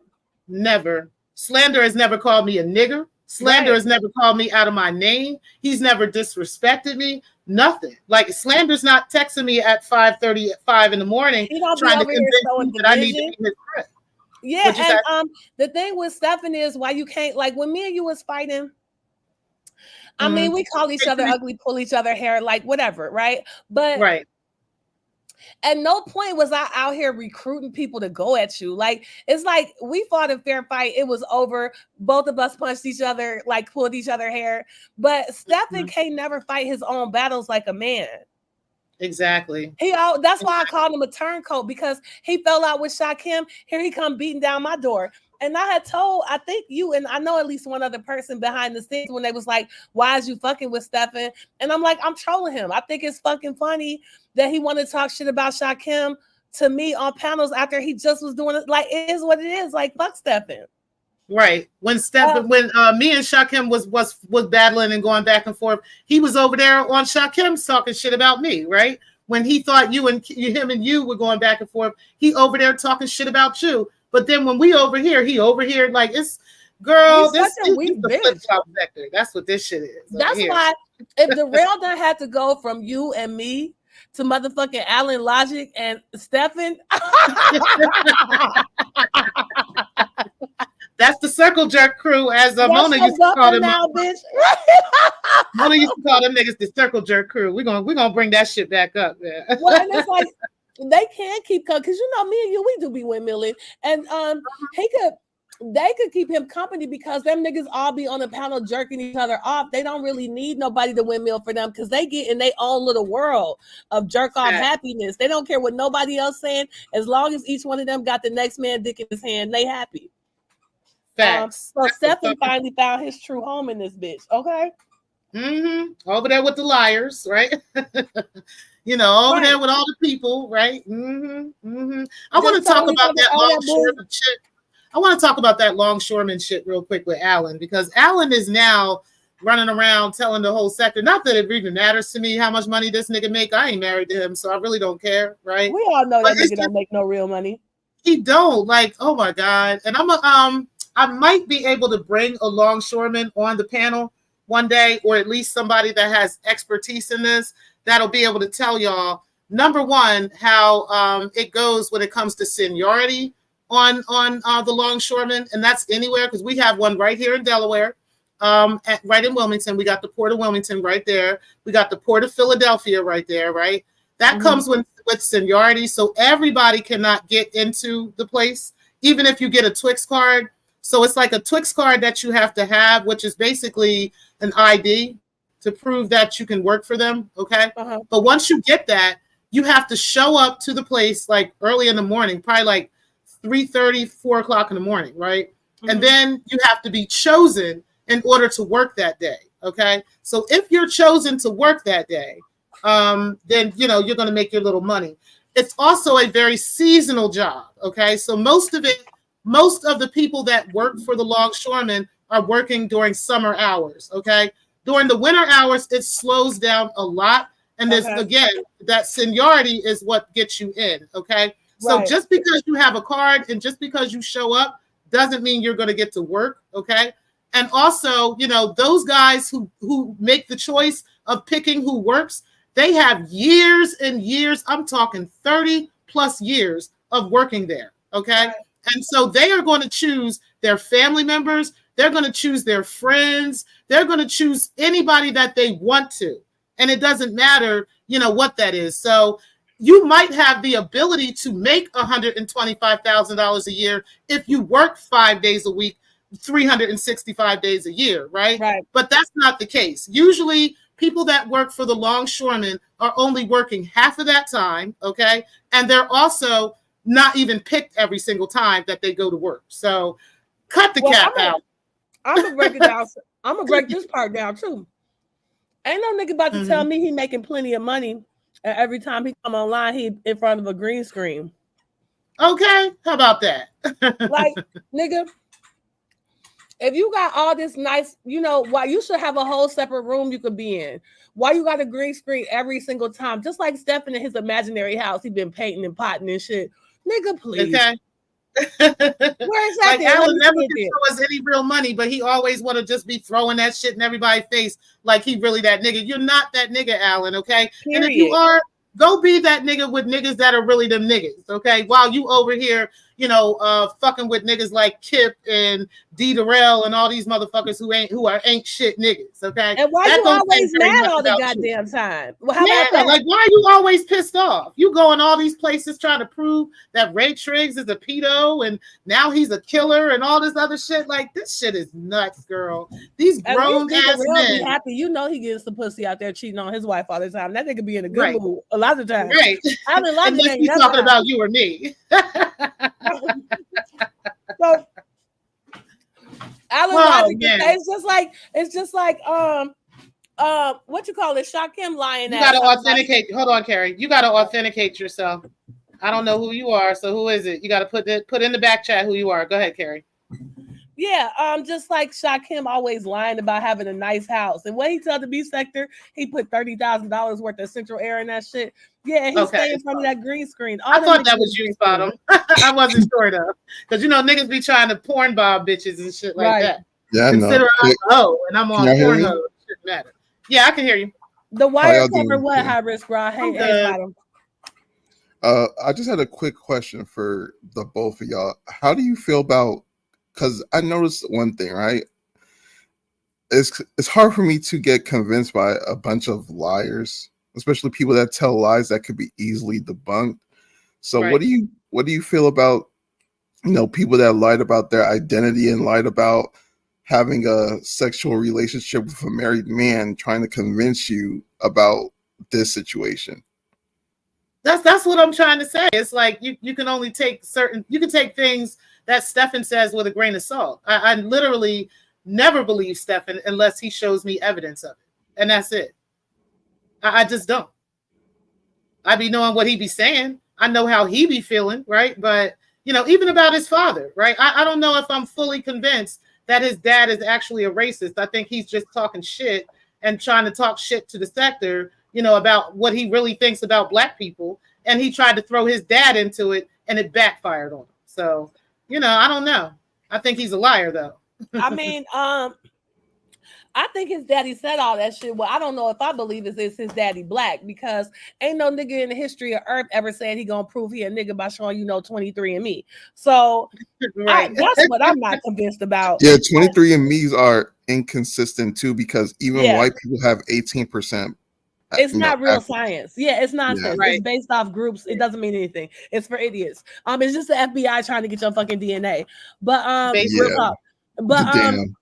You know that, right? Don't do those tests. They I had a feeling of that. They're just collecting a database. That's it. Yeah, we had a conversation about that on my panel maybe about a year or so ago with QT. Well, QT was talking about it in the chat, and Keeper was also talking about that too. And yeah, I did some research on that, and that is actually true.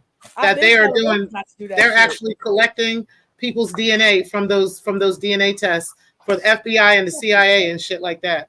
Yeah, when the FBI be getting people through they blood. Hold on 1 second, Carrie. Hey, don't at me. I appreciate you being in the building. I know you usually catch my replays, but I appreciate you coming in today. And TSW, I appreciate you too. You said the beef sector knows that Shakim is a liar. He is just used for shits, giggles, and commentary. Yeah, and Stefan is the biggest liar. Like, they both liars, but Stefan is definitely a liar too. So I guess I'm confused by your question though. You asking us how do we feel about Stefan authenticating shit? Like, of course, I mean, no. I'm just asking, like, how do you feel about these people that are so upset that no one's believing them when they've already had a history of lying? Right. Because he'd be like, I ain't lied in 3 weeks. He really thinks that. And that guy with the bangs, he's not the only liar on that side either. It's a few liars. But he's the funniest one. He the one that's got the most. He is the funniest though. Yeah, him and Derell. Derell's a liar too. And we proved that today. But yeah, they both are funny as far as I'm concerned. People who was lying about being from Atlanta when they're really from a whole nother state. Yeah, I can't really believe what you say anymore. Hey, Jimmy Jam. Spot him. I more look at it as evidence of how pathetic Derell is, because when you down to the point that the people you can bring up on your panel to agree with you are Alan Logic and Stefan, I mean, game over. Yeah, after all these people have been dragging Derell for years, like now all of a not sudden just that, everything he's is also forgiven. a crazy person. This nigga think he could have a baby with a white woman that's black. Like, these niggas is crazy.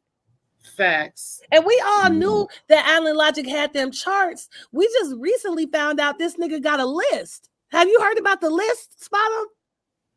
The list of what? Child. Yeah, he has a This list nigga- of types of women, like what was it, races of women or that he nationalities can have of a women. black baby with without ever having to touch a black woman. Cambodian, Venezuelan.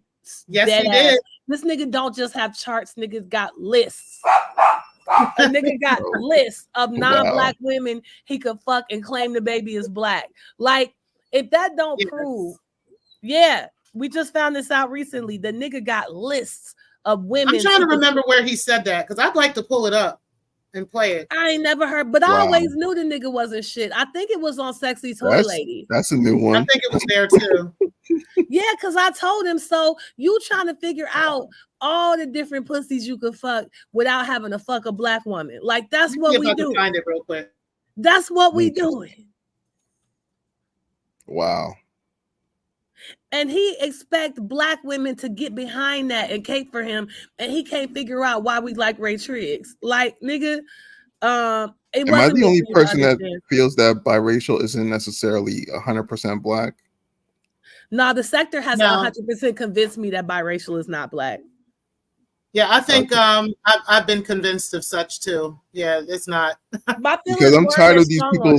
I'm tired of these people saying, "Oh, I identify as black." If you're really black, you don't have a choice. Right. Exactly. Biracial. It's like identifying as a woman and you're not really a woman, right?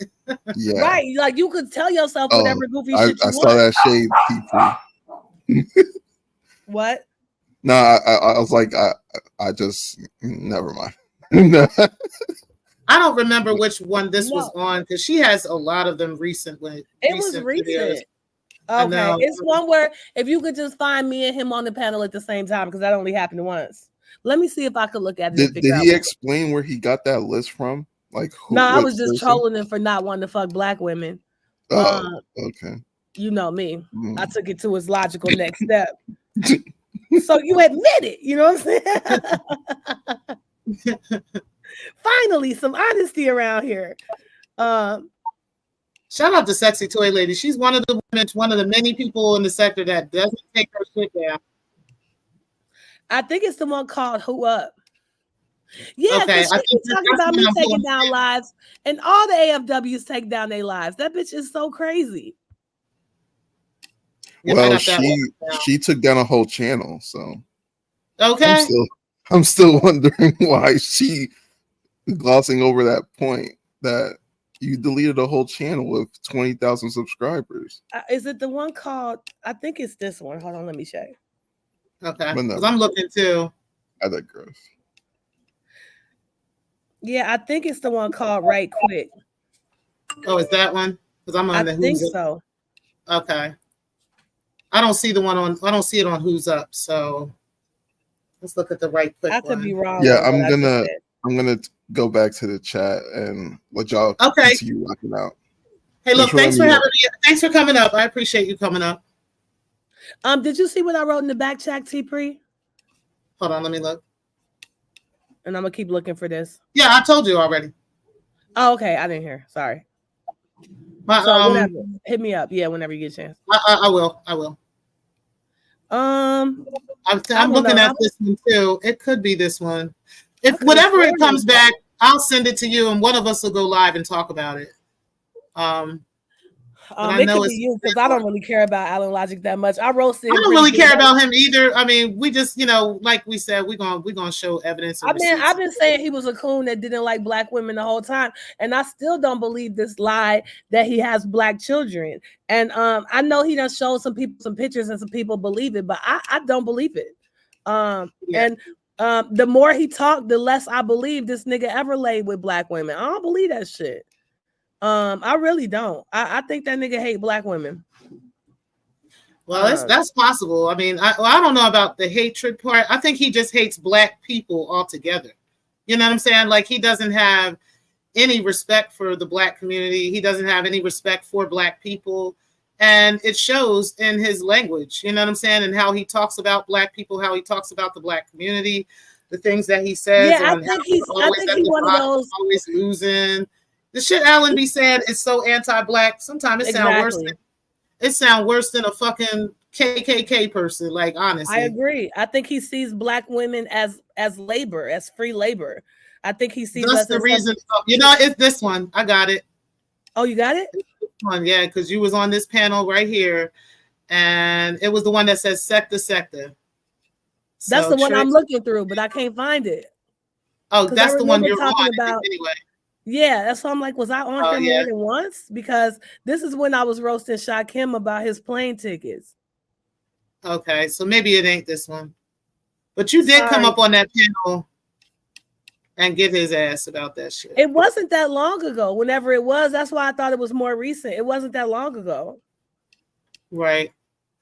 Okay, so it wasn't that one. I'll find it. Whenever I find it. I got it. You got it? All right, go ahead and share your screen. It's the one that says late nights. Okay, what's the time frame? What's the time stamp? Me and him start on the panel together at 1:36.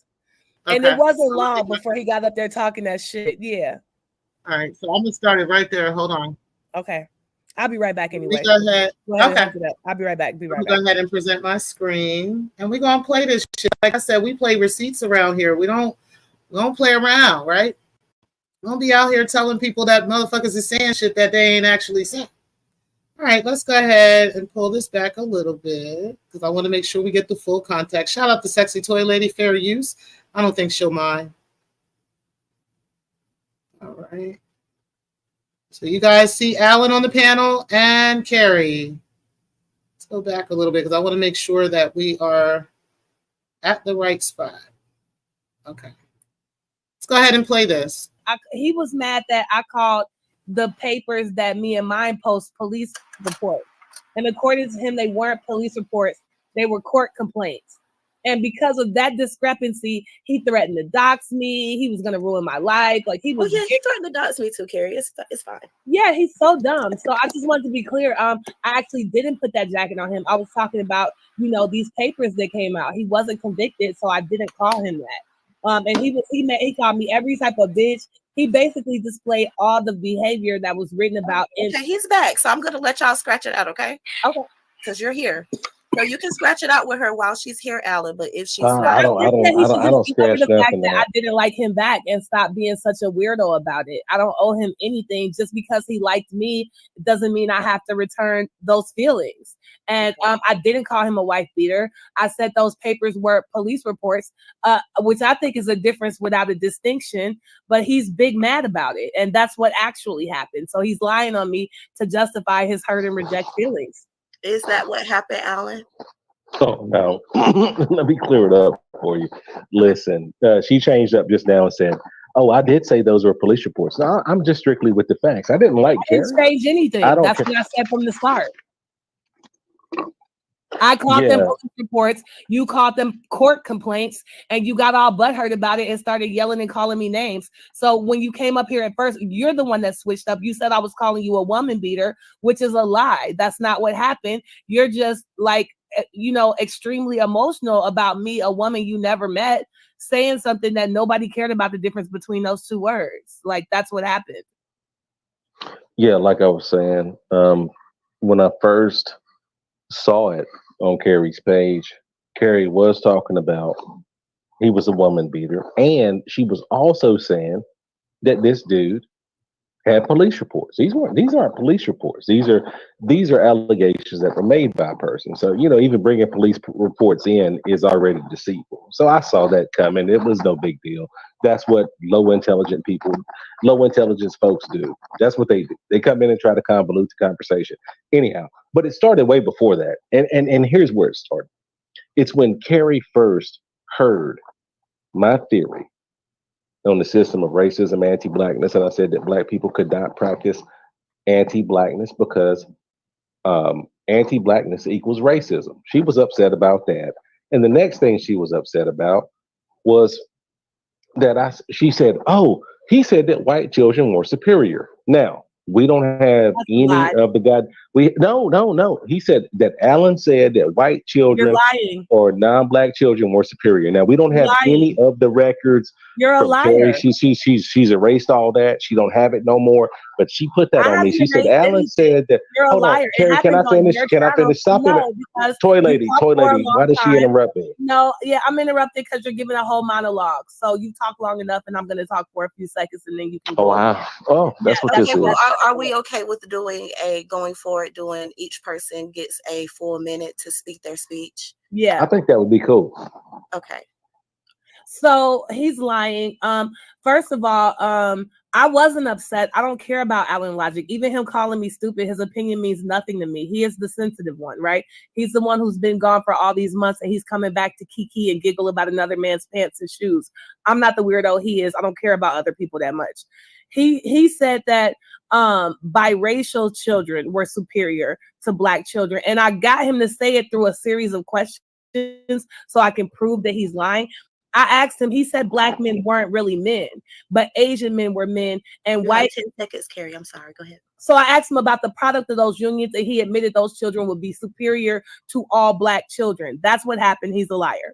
Okay, thank you. Your time is up. Alan, go ahead, darling. Yeah, what was really said was this, and that is that in the system of racism, anti-blackness, those people hold a superior position. It didn't mean that anybody was inherently superior to black folks. It doesn't mean that anybody is more intelligent than black people. And that's the way she was trying to spin the narrative, because she couldn't understand what was being said. Because once again, she's a person who probably, when she thinks about racism, is probably 30 to 40, 50 fucking years old.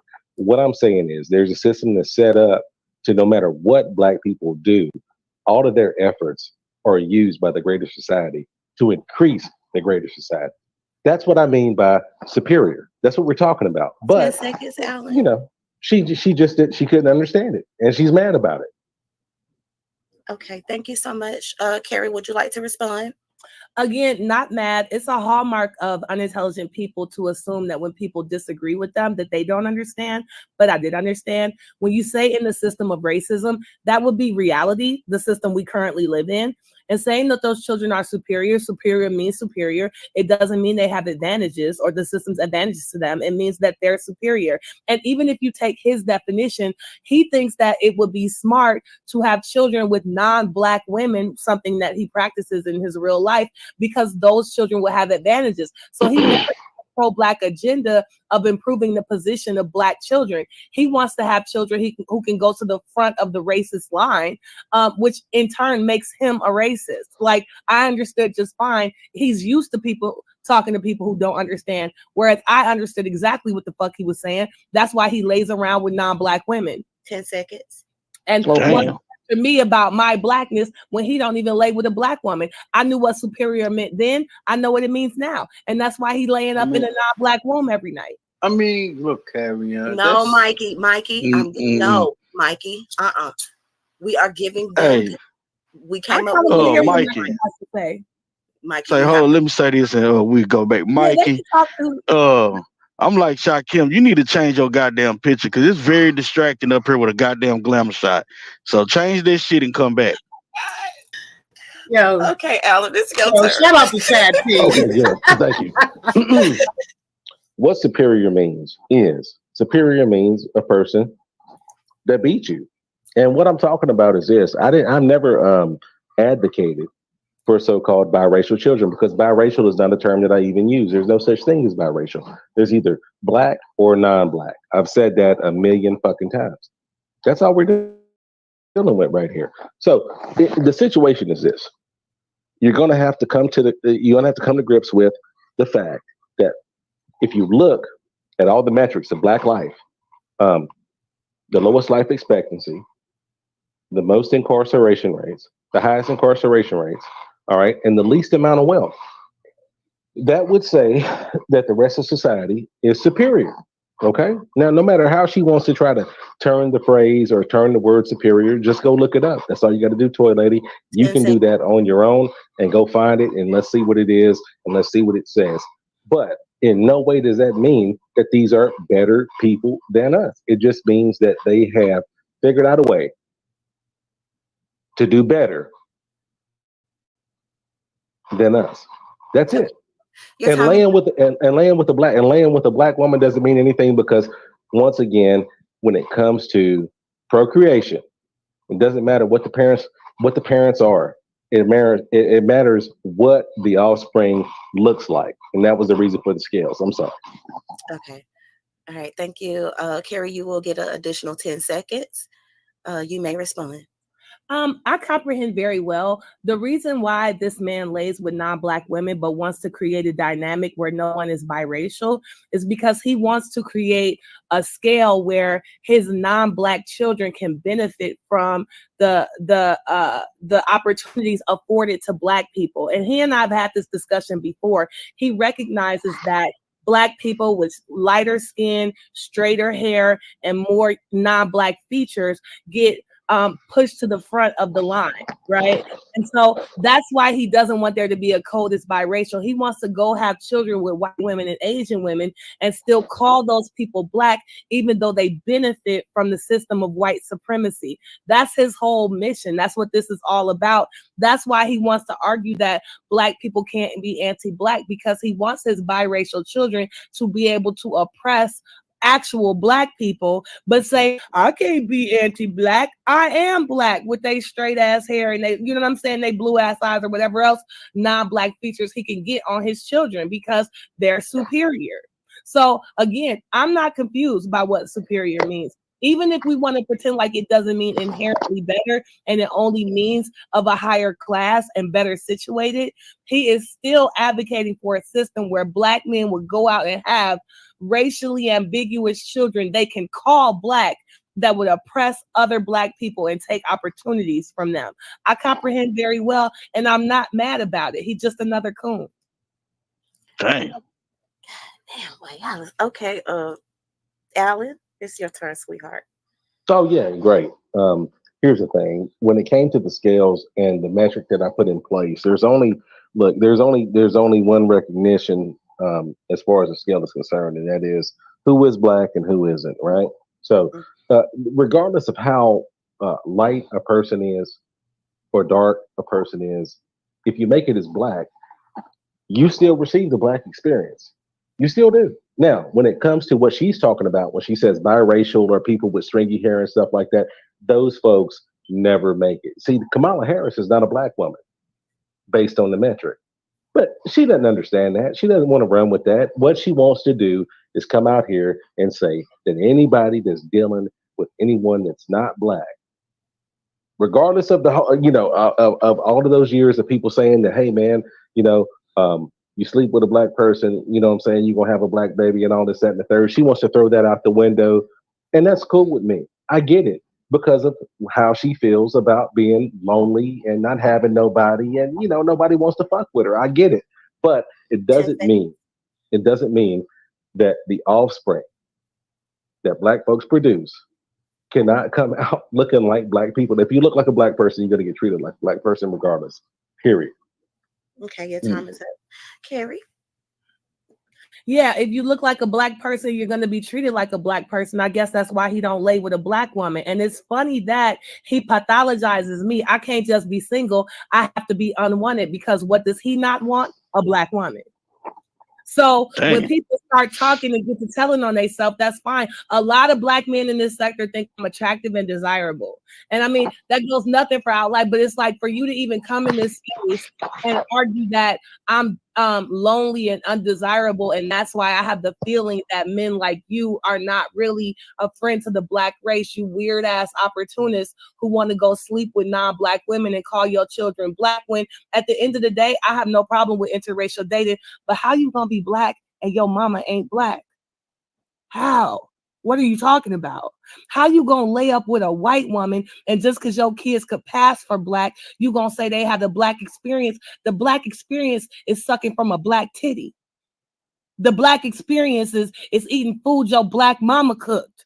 And you've also argued in public before that that not all Black people have the Black experience, and that people who are the product of biracial unions don't necessarily have the Black experience. You've said both. You be arguing out of both sides of your necks, but of course you do.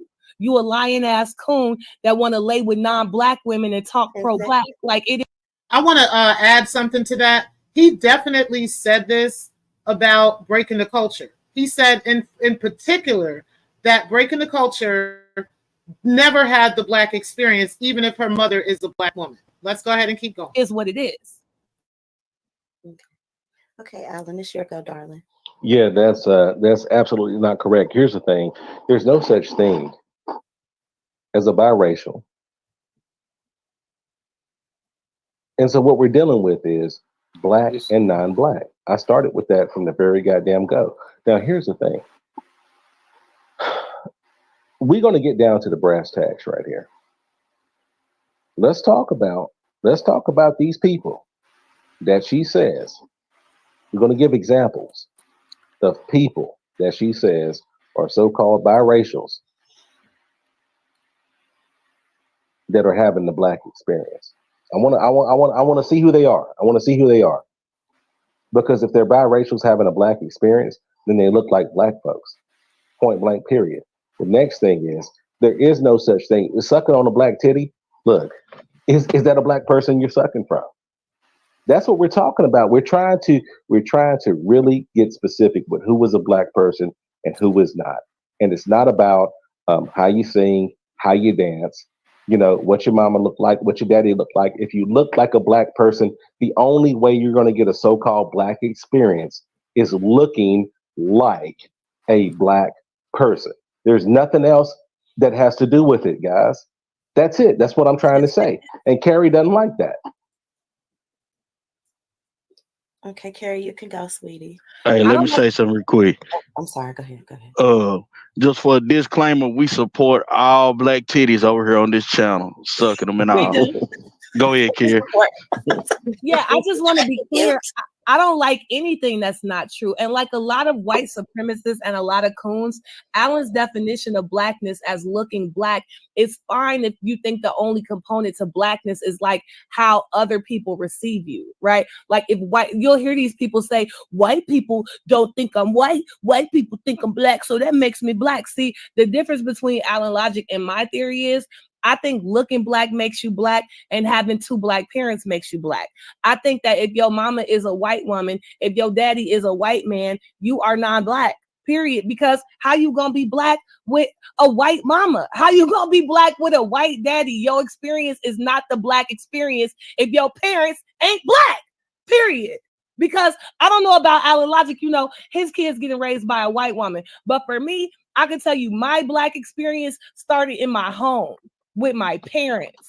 All my Black foundation comes from my Black parents. And then what happens to me outside in the world was the other component of what makes me Black. But I could never take away my Black experience of having Black parents and call myself a Black woman just because out in the world I pass for Black. Just like people who pass for white, how you gonna be white and you got a Black mama? Like, this is foolish talk and it's opportunistic talk. This is an agenda he wants to push because he sleeps white and talks Black. That's the only reason to push an agenda where a white woman could give birth to a Black child.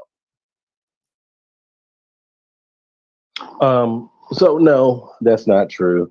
And when it comes to genetics, when it comes to alleles, the fact is we got two Black parents giving birth to people that we consider white, right? So that's already happened. We got examples of it. We've got examples of situations in which the child has two Black parents and still comes out and can operate in the society. So when we're talking about the Black experience, let me be very clear about what the Black experience is. The Black experience is that of racism. That's what the Black experience is. When you experience racism, when you experience people that have the ability to limit what you can do, to limit what you actually do in life, That's what we call the Black experience. That's what we're talking about when we're talking about racism, because racism is what I'm talking about. The Black 10 experience equals racism. Okay. That was about 5 rounds, wasn't it? Listen, this That is nuts. You know, Hold hey, on. I want to stop it there because I'm not sure where he says the part about the list. But listen, it is absolutely fucking nuts for a Black man to think his only Black experience is to experience racism. This is coming from a Black man. A undeniable, unambiguous Black man is telling us that the only part of Black experience is to experience racism. Go ahead. I agree. I addressed it in my next comment, and the whole conversation only have a couple of minutes left. You don't come this far, we might as well. He does say it. I guess it's at the end, but it's coming. Okay. All right. Let me go ahead and finish it. Say shit. I appreciate everybody. You know what I'm saying, Alan? You ain't calling no bitches or nothing. You know Yes. everybody Thank following the you. rules. You Thank know, you. but Yeah. Oh, you might want to shit, I ain't skip got that ahead a much little long, bit, and there's some 'cause shit I Mikey need to start say talking. before I get up out of here. Can we take a pause, guys, for a second? Carrie and Yeah. Alan, do you guys agree to let him speak for a second? Oh yeah, whatever. I'm in Cali. Thank you, guys. Yeah. Go ahead, Chad. Definitely recommend fast forward. Mikey, you still there? Yeah, I'm here. Me personally, Okay. you know, this what I'm gonna Nigga, say. I was finna say something to you. We ain't speaking on this shit. Hey, I saw you up in Corey chat and you was getting that Corey about him putting his daughter up first. Yeah, I was. Yeah. Why Okay. he didn't let you on the pound or nothing? I mean, you know, Corey's cool, but you know, when you look at shit from the logic of a different point of view and the right view, you know, people won't let you up because you know what I mean. Now you went and say, oh yeah, Mikey. good. My God, how you know that? I'm trying to get I to don't their even know conversation a little bit. you I know know, that? right? I forgot Nah, about but I that mean, you part. got some daughters, right? Yeah, of course. I got 3. So would you ever record your daughter and put her out there for the world to see like that, especially like on this platform with these niggas? Nope. And if I'm not mistaken, wasn't he already dealing with some sort of form of cyber harassment, dealing with his children when he put that video out? Yeah. You see, like I said, you know, people they want to beat. You know, this is what I don't understand. People want to beat shit out of people's heads. You cannot play me like a fool, and after you just put out the video, you feel me? Knowing the state of the sector. If you know what's wrong with the sector, don't sit there and put out videos with your kids and all that extra shit. Now, Well, hold So up. I would got you? some. I got to interject in that. I got to interject in this. Look. What are we If you talking do about that, when you say, "Hold up, Mikey"? You talking about the sector? Look, bro. Don't nobody but a handful of people sit around here and call this motherfucker the sector. How about this? How about it's just a collection of people that make videos? All right. Now ain't nobody talking about. Look, it's supposed to be the Umar Johnson sector. Nobody's talking about Umar Johnson, right? So Corey is his own person who puts out his own videos, doing his own thing. yeah. Now, why in the fuck is that supposedly sector business? But like I said, knowing the state of mind of the sector, you won't put out videos like that. Okay, you just completely just passed over what I said.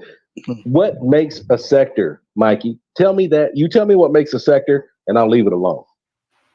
What makes a sector? That was a really stupid question. At the end of the day, anybody that puts anything up on the internet is subject to that information being critiqued and being talked about. It doesn't matter whether it's in our sector, the beef sector, the tea sector, any damn sector, right? It doesn't matter if it's not a sector, is the sector. Who fucking cares? The bottom line is Corey put his own daughter on YouTube multiple times, right?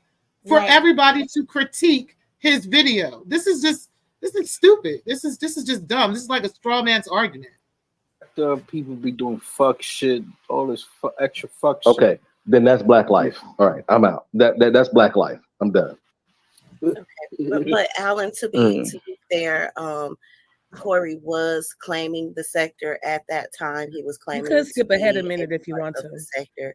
Yeah. It was after he had the CPS debacle go on. His children were already being targeted, and he just further exacerbated. I watched the whole video, and the actual video, Corey is driving over there with To his his mom. daughter in the car. So he's driving over to his mama's house, and he's telling us that it was just a shooting over there, right? Mhm. So when Corey gets there, the first thing he do, he get his daughter out the car and he goes and knock on the door, right? Now I'm thinking, as of any father would, you go ahead and put your kid in the house, right? And then you walk up to the crime scene. Well, he knocked on the door, and I guess they didn't come quick enough, and he walks with his daughter to a live crime scene. And the shit is so crazy that the police had to tell him, "Hey man, get your daughter," because she was Right. kicking bullets and That's shit. crazy. You Mhm. know what I'm saying? And it's That's like, crazy. to me, it's like, damn, as a father, you know what I'm saying? It's like, I ain't shitting on Corey as a father because I give Corey that, at the end of the day, Corey done came on here, he done showed us a whole lot of shit. He done built Mhm. shit, all this shit, and he do his father shit. But I at have Right. that a point in time, it's Hey, like, What was the name of bro, this video again? Let me look at it real quick. It was late nights. It was then 9 days ago. Late nights. Okay, let me go ahead and finish playing it. Because I know I heard Alan say that shit too. So why but you didn't Chad, put your kid in the house and go out there and film this shit? Chad, I this is mean, where because I the drop kid you don't off. know. This is where I drop you off, man, and it's really easy to do. Come Watch on, this. Al. Come Here we on, go. Al. Come on, You Mikey. Let Let him him talk, explain. Mikey. Let him Mikey, talk. calm down. Mikey, calm down. Calm down 1 second, big dog. You know what I'm saying? Look, everything you said was correct. All right, and it's on YouTube and it's for everybody to view. Now, you take a person that looks at that, goes back, puts his child in a lineup. I'm talking about, bro, what that is, that shows intent, my friend. That shows intent. You Because keep repeating that like he put him in an actual danger. did nobody else sit up and say, hey man, let's go do something with this. Let's talk about it. Everybody said to themselves, God damn, I wouldn't have did that. You know what I'm saying? I wouldn't have did no shit like that. But somebody goes back and puts up a parody of his child in a goddamn police lineup. A black child. So A black child in a police lineup and makes that fun of child it. is half And that's black. not a big deal. But you said it shows intent. Intent of what? What? Right. It shows intent to make fun of It's a what Corey parody. put out. Yes. Right. No, it wasn't no parody. It wasn't no parody. We got black children sitting in police lineups right now today. How was that a fucking parody? You just said to make fun. What do you think parody means?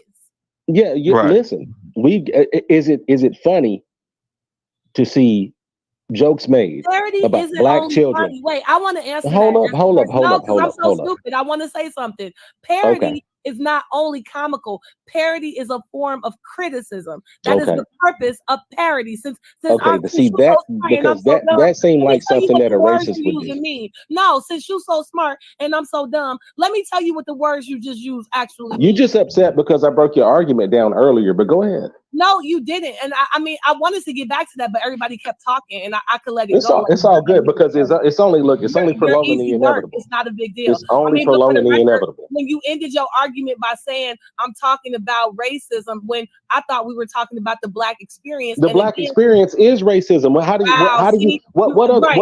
what other black experience do you know? I know my Tell mother's me love. what you know. I know Okay, my we What have do to mother's you know. love. what Is this you, Carrie, Corey? Carrie, Carrie, I know my mother's love. if you know an Hold on, experience, guys. Hold on. if you oh okay. 1 second. Is this actually you, Corey, or is this a troll? Can you say something? Hello? Hello? Is this I actually you? doubt that's him. Okay, we're gonna remove him. If that's It you, probably Corey, was him. 'Cause he was I'm just in gonna leave smoke you chat. backstage. Wait, I'm not gonna kick him. Can you just type in the private chat to let me know that that's actually you, Corey? And you two, y'all can go ahead until he lets me know that this is actually him. Can you So, just type? I'm not gonna kick you. I don't see how typing is going to verify the identity. I guess you're right. Hold on, let me do something else. Like, yeah, I ain't me. even thinking It's that authenticating shit. as Corey Slater. Let's say it's probably him. He was just in smoke chat. Corey. Oh yeah. Okay, he left. That's I not didn't kick him. him. He left. He only go to friendly panels. That ain't him. Okay. Well, I'm If you friendly. can, tell him type something in the chat because that Can ain't you type him. something? Can you type something in the chat? Let me get my banner together. Okay, I And got my you can banner go together. back to his channel. If he put something in the chat, you can go back to his channel, or one of your mods can verify it's him. Because I don't think that's him. Okay, if that is you, Corey, could you please type in the chat? I'm tired of getting p-bombed by like weirdos. Okay, but we will let you up to let you speak. Just we couldn't hear you. I think he only go places where he gonna get his hands held. But I mean respectfully, I just want to say like parody is a form of criticism, and the thing is Corey did deserve to get criticized for that, and it's right. It doesn't nobody have to say he's an all around bad father, but he did something extremely reckless and like he used poor judgment. So what is wrong with somebody? That's the thing with some of these men, right? They get criticized even when they have these court reports about women saying, somebody criticized them off something they did and they act like they the world's biggest victim. But you can be criticized, like you can. Chad, do you have anything all else? I'm saying is, I don't know. I mean, okay, Mikey, if you don't know, let somebody else talk. I know the answer to certain things, but like I said, I won't have that, mindset of okay, here's the crime scene, and Here it comes. It's the baby Jazz. Oh shit. Oh, Mikey, what the fuck? Come get it together. What that means is, when you want to chase for clout, you chase for clout. I don't think he was chasing clout, Mikey. No, people it was a shooting anything. that happened at around his mother's house. If there's a shooting, if somebody call me and say, okay, first of all, your mammy house, I'm pulling up to my mammy house. Now, am I gonna let Bello play in the street? Absolutely not. I'll probably just leave him at home. No, but that's what I mean. I don't know how they operate over there, and she's too young to leave at home, right? That's what I'm definitely saying. I would have had somebody. I would have had somebody to watch my kid. Right. Then from there, I would have went to the. You know what I mean? Well, they was all in the house. The house was full of people. That's what I'm saying. It's like, I don't get it because he knocked on the door and then went to the damn crime scene, and then after the crime scene went in the house and it was a house full of people. So it's like, why you didn't drop your daughter off and then go out there and film this shit? Because hold on 1 second. Let me finish Carrie Ann because I'm getting ready to Chad, go. he gotta Let me finish her off real quick. You finally thought of something? Oh no, I think the whole I mean, you argument. already told these people that you associate the Black experience exclusively with racism, which I can see why your dick don't get hard for Black women because all you see is racism. My Black experience was full of all type of positive shit. I see why you got the issues you got. Go ahead. Carrie. Look, at the end of the day, I don't give two fucks whoever he fucks. He could fuck a dog for all I care. I don't give a fuck who he fucks either. Mike, what your point is? You cut her off to say what, Mikey? What's the point? That didn't have shit to go. Dick not getting hard. No, what I meant to say is I don't care what color anybody fucks with. I don't care what color because it's 2024 and everything is like so what? Me neither. I just care when you start thinking you could have Black children out of white women, and you want to call those children Black, but then you admit you think the closer to white you are. I don't think that. I've got too many examples.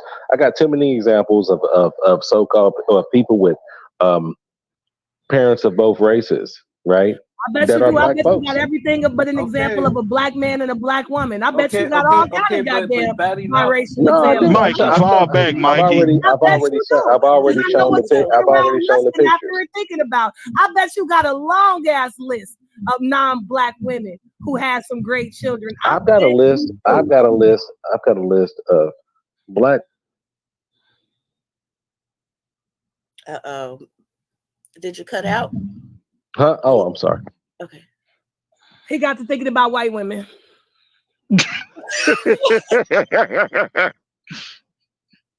Lord Jesus.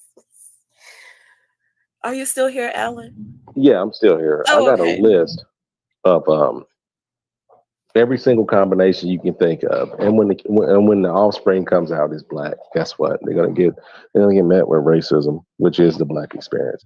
So I've done that on my page. How many times have I done that on my page, man? Look, Carrie Ann Hey, I wants got a to question for you, verify Alan. the evidence. Wait, didn't Carrie Ann say that she's never had? I think that was it, wasn't it? Yeah, that was it. That nigga got a list of every combination. He has a list. Y'all heard it right there. He has a list of every combination that you can have with women that aren't black, right? That he can come out and the child could pass for black. I mean, that y'all heard it out his own motherfucking mouth. So. And let him tell it there's no such thing as biracial, which, yes, there is. You can't just make that go away. Biracial is a biological fact. Now, whether or not those people are black, that's what's debatable, right? And I would say they're non-black, but how you going to tell people they don't have a white mother and a black father? Like, what are you talking about? Of course there's no such thing as biracial. Exactly. Definitely a thing called biracial. And definitely the black experience does not solely rest on racism. There's so many other things that are part of the black experience, from the hair texture, from our culture, from so many other things, just growing up in black families, just living with black children, the ways we teach our families, the ways we cook. I mean, the ways we eat, dance, right? The music we listen to growing up, the games we play as children, our experiences with the school system, like how we come to discover that we're black, how we sit in the spectrum of blackness, because it is a spectrum. Exactly. Right? Like he said, the people who he wants to call as black do not have the same black experience as unambiguously black people. Exactly. And to try to that and I mean to a certain extent, dude, there's so much about the black experience beyond experiencing racism from white people. You know, you wonder if white people didn't exist anymore, what would these niggas do with themselves? Child, I'm just saying, right? It don't make no goddamn sense. Yeah, that was probably that part was probably more shocking than the list, right? This idea that blackness consists only of being oppressed by white people. What a tragic identity he has for himself. Yeah, and that just goes to show that Alan hates black people. He hates himself as a black man. It's not really just, just black women. You know what I'm saying? He literally just hates being a black man. Like, let's be real, because that's exactly how it sounds, right? I'm going to go ahead and drop LV's show for tonight so that we can all go over there. I'm actually going to end this show here. Do you have any final words? Yeah, I'm going to go to LV's until he start letting Stargate call him a bunch of niggers again. I'll be there until then. All right, Carrie. I appreciate you coming up. We definitely debunked some lies today. Okay, sis. We definitely debunked some bullshit today. For motherfuckers talking crazy and talking about how, the black experience is only on. We definitely hold on one second. I'm going to my page so I can put this in here.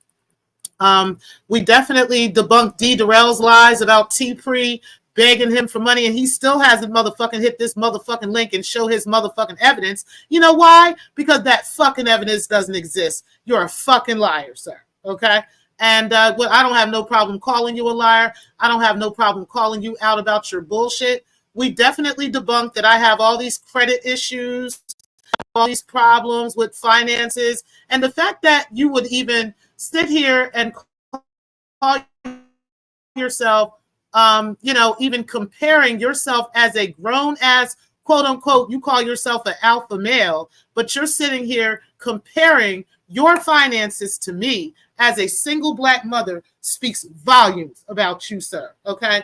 Obviously, I'm not the one that's hurt. Obviously, I'm not the one that's in my feelings. Okay. That's obviously you. And I'm going to continue to troll your stupid ass and let you know how stupid you fucking are, with your own motherfucking words, okay? I heard you say today, I ain't gonna talk about Tpri and Carrie no more after today. I know that's motherfucking right, sir, because every time you decide to come for me and lie on me, bitch, I will drag you through these motherfucking streets with the actual fucking facts, okay? And that it's just gonna have to hurt. It's just gonna have to hurt your feelings, and I don't give a fuck. Like, nigga, you were such a pussy, Derell. You wouldn't even let me hit the fucking panel. As soon as you saw me backstage, you blocked me from the show. That's what the fuck you did. You didn't block me from the chat, but you blocked me from your StreamYard so I couldn't get up there. That's what the fuck you did, because you knew damn well I was going to come up there on your motherfucking show and drag the shit out of you and make you show the evidence of me begging you for money, even asking you for money at any given time. Not in the 4 years that I have known you have I ever asked you for a fucking dime, bitch. Not one motherfucking time. And it's sad that some quote unquote alpha male is out here lying on his motherfucking pockets. What else you lying about? You lying about all these bitches sending you pictures of them squirting and all this other shit too? Because you trying again to make yourself look like some alpha male, making yourself look like some big nigga. Like, nigga, bitches don't really respect niggas like that. I'm just letting you know. I don't have any respect for no nigga that's like that. And that's just that. So either way, we are as a sector will wait for you to show this evidence of me begging you for any motherfucking thing, asking you for anything. I'm so goddamn broke. I need you to help me with shit, bitch. What you need to do is go get your wife some motherfucking therapy. That's what the fuck you need to do while she out here slapping your kids with motherfucking fly swatters, bitch. While she out here actually going to prison for that shit, bitch. Yeah, we're going to talk about that. Latasha Pierre. We're going to talk about Latasha Pierre Spears, okay? But either way, I will holler at y'all. The link is in the chat to go over to LV's for tonight. We are getting ready to get started at, I believe it's at 7:30. Let me take a look again just to confirm. Let's see. The show starts at... Yep, it starts at 8:20. It starts at 8:20, okay? So make sure you guys are over there at 8:20 p.m. tonight. We in the building. We're going to go over there and do the talent show for tonight. We know that LV only goes live every so often for the sector. And when he does, he definitely puts on a show. Guys, I will holler at y'all later. I appreciate y'all for being in the building. And I will see y'all at the talent show. And peace, guys. Thank y'all again for watching. And Derell, don't you ever in motherfucking life again lie on the fucking Tpri. Peace, guys.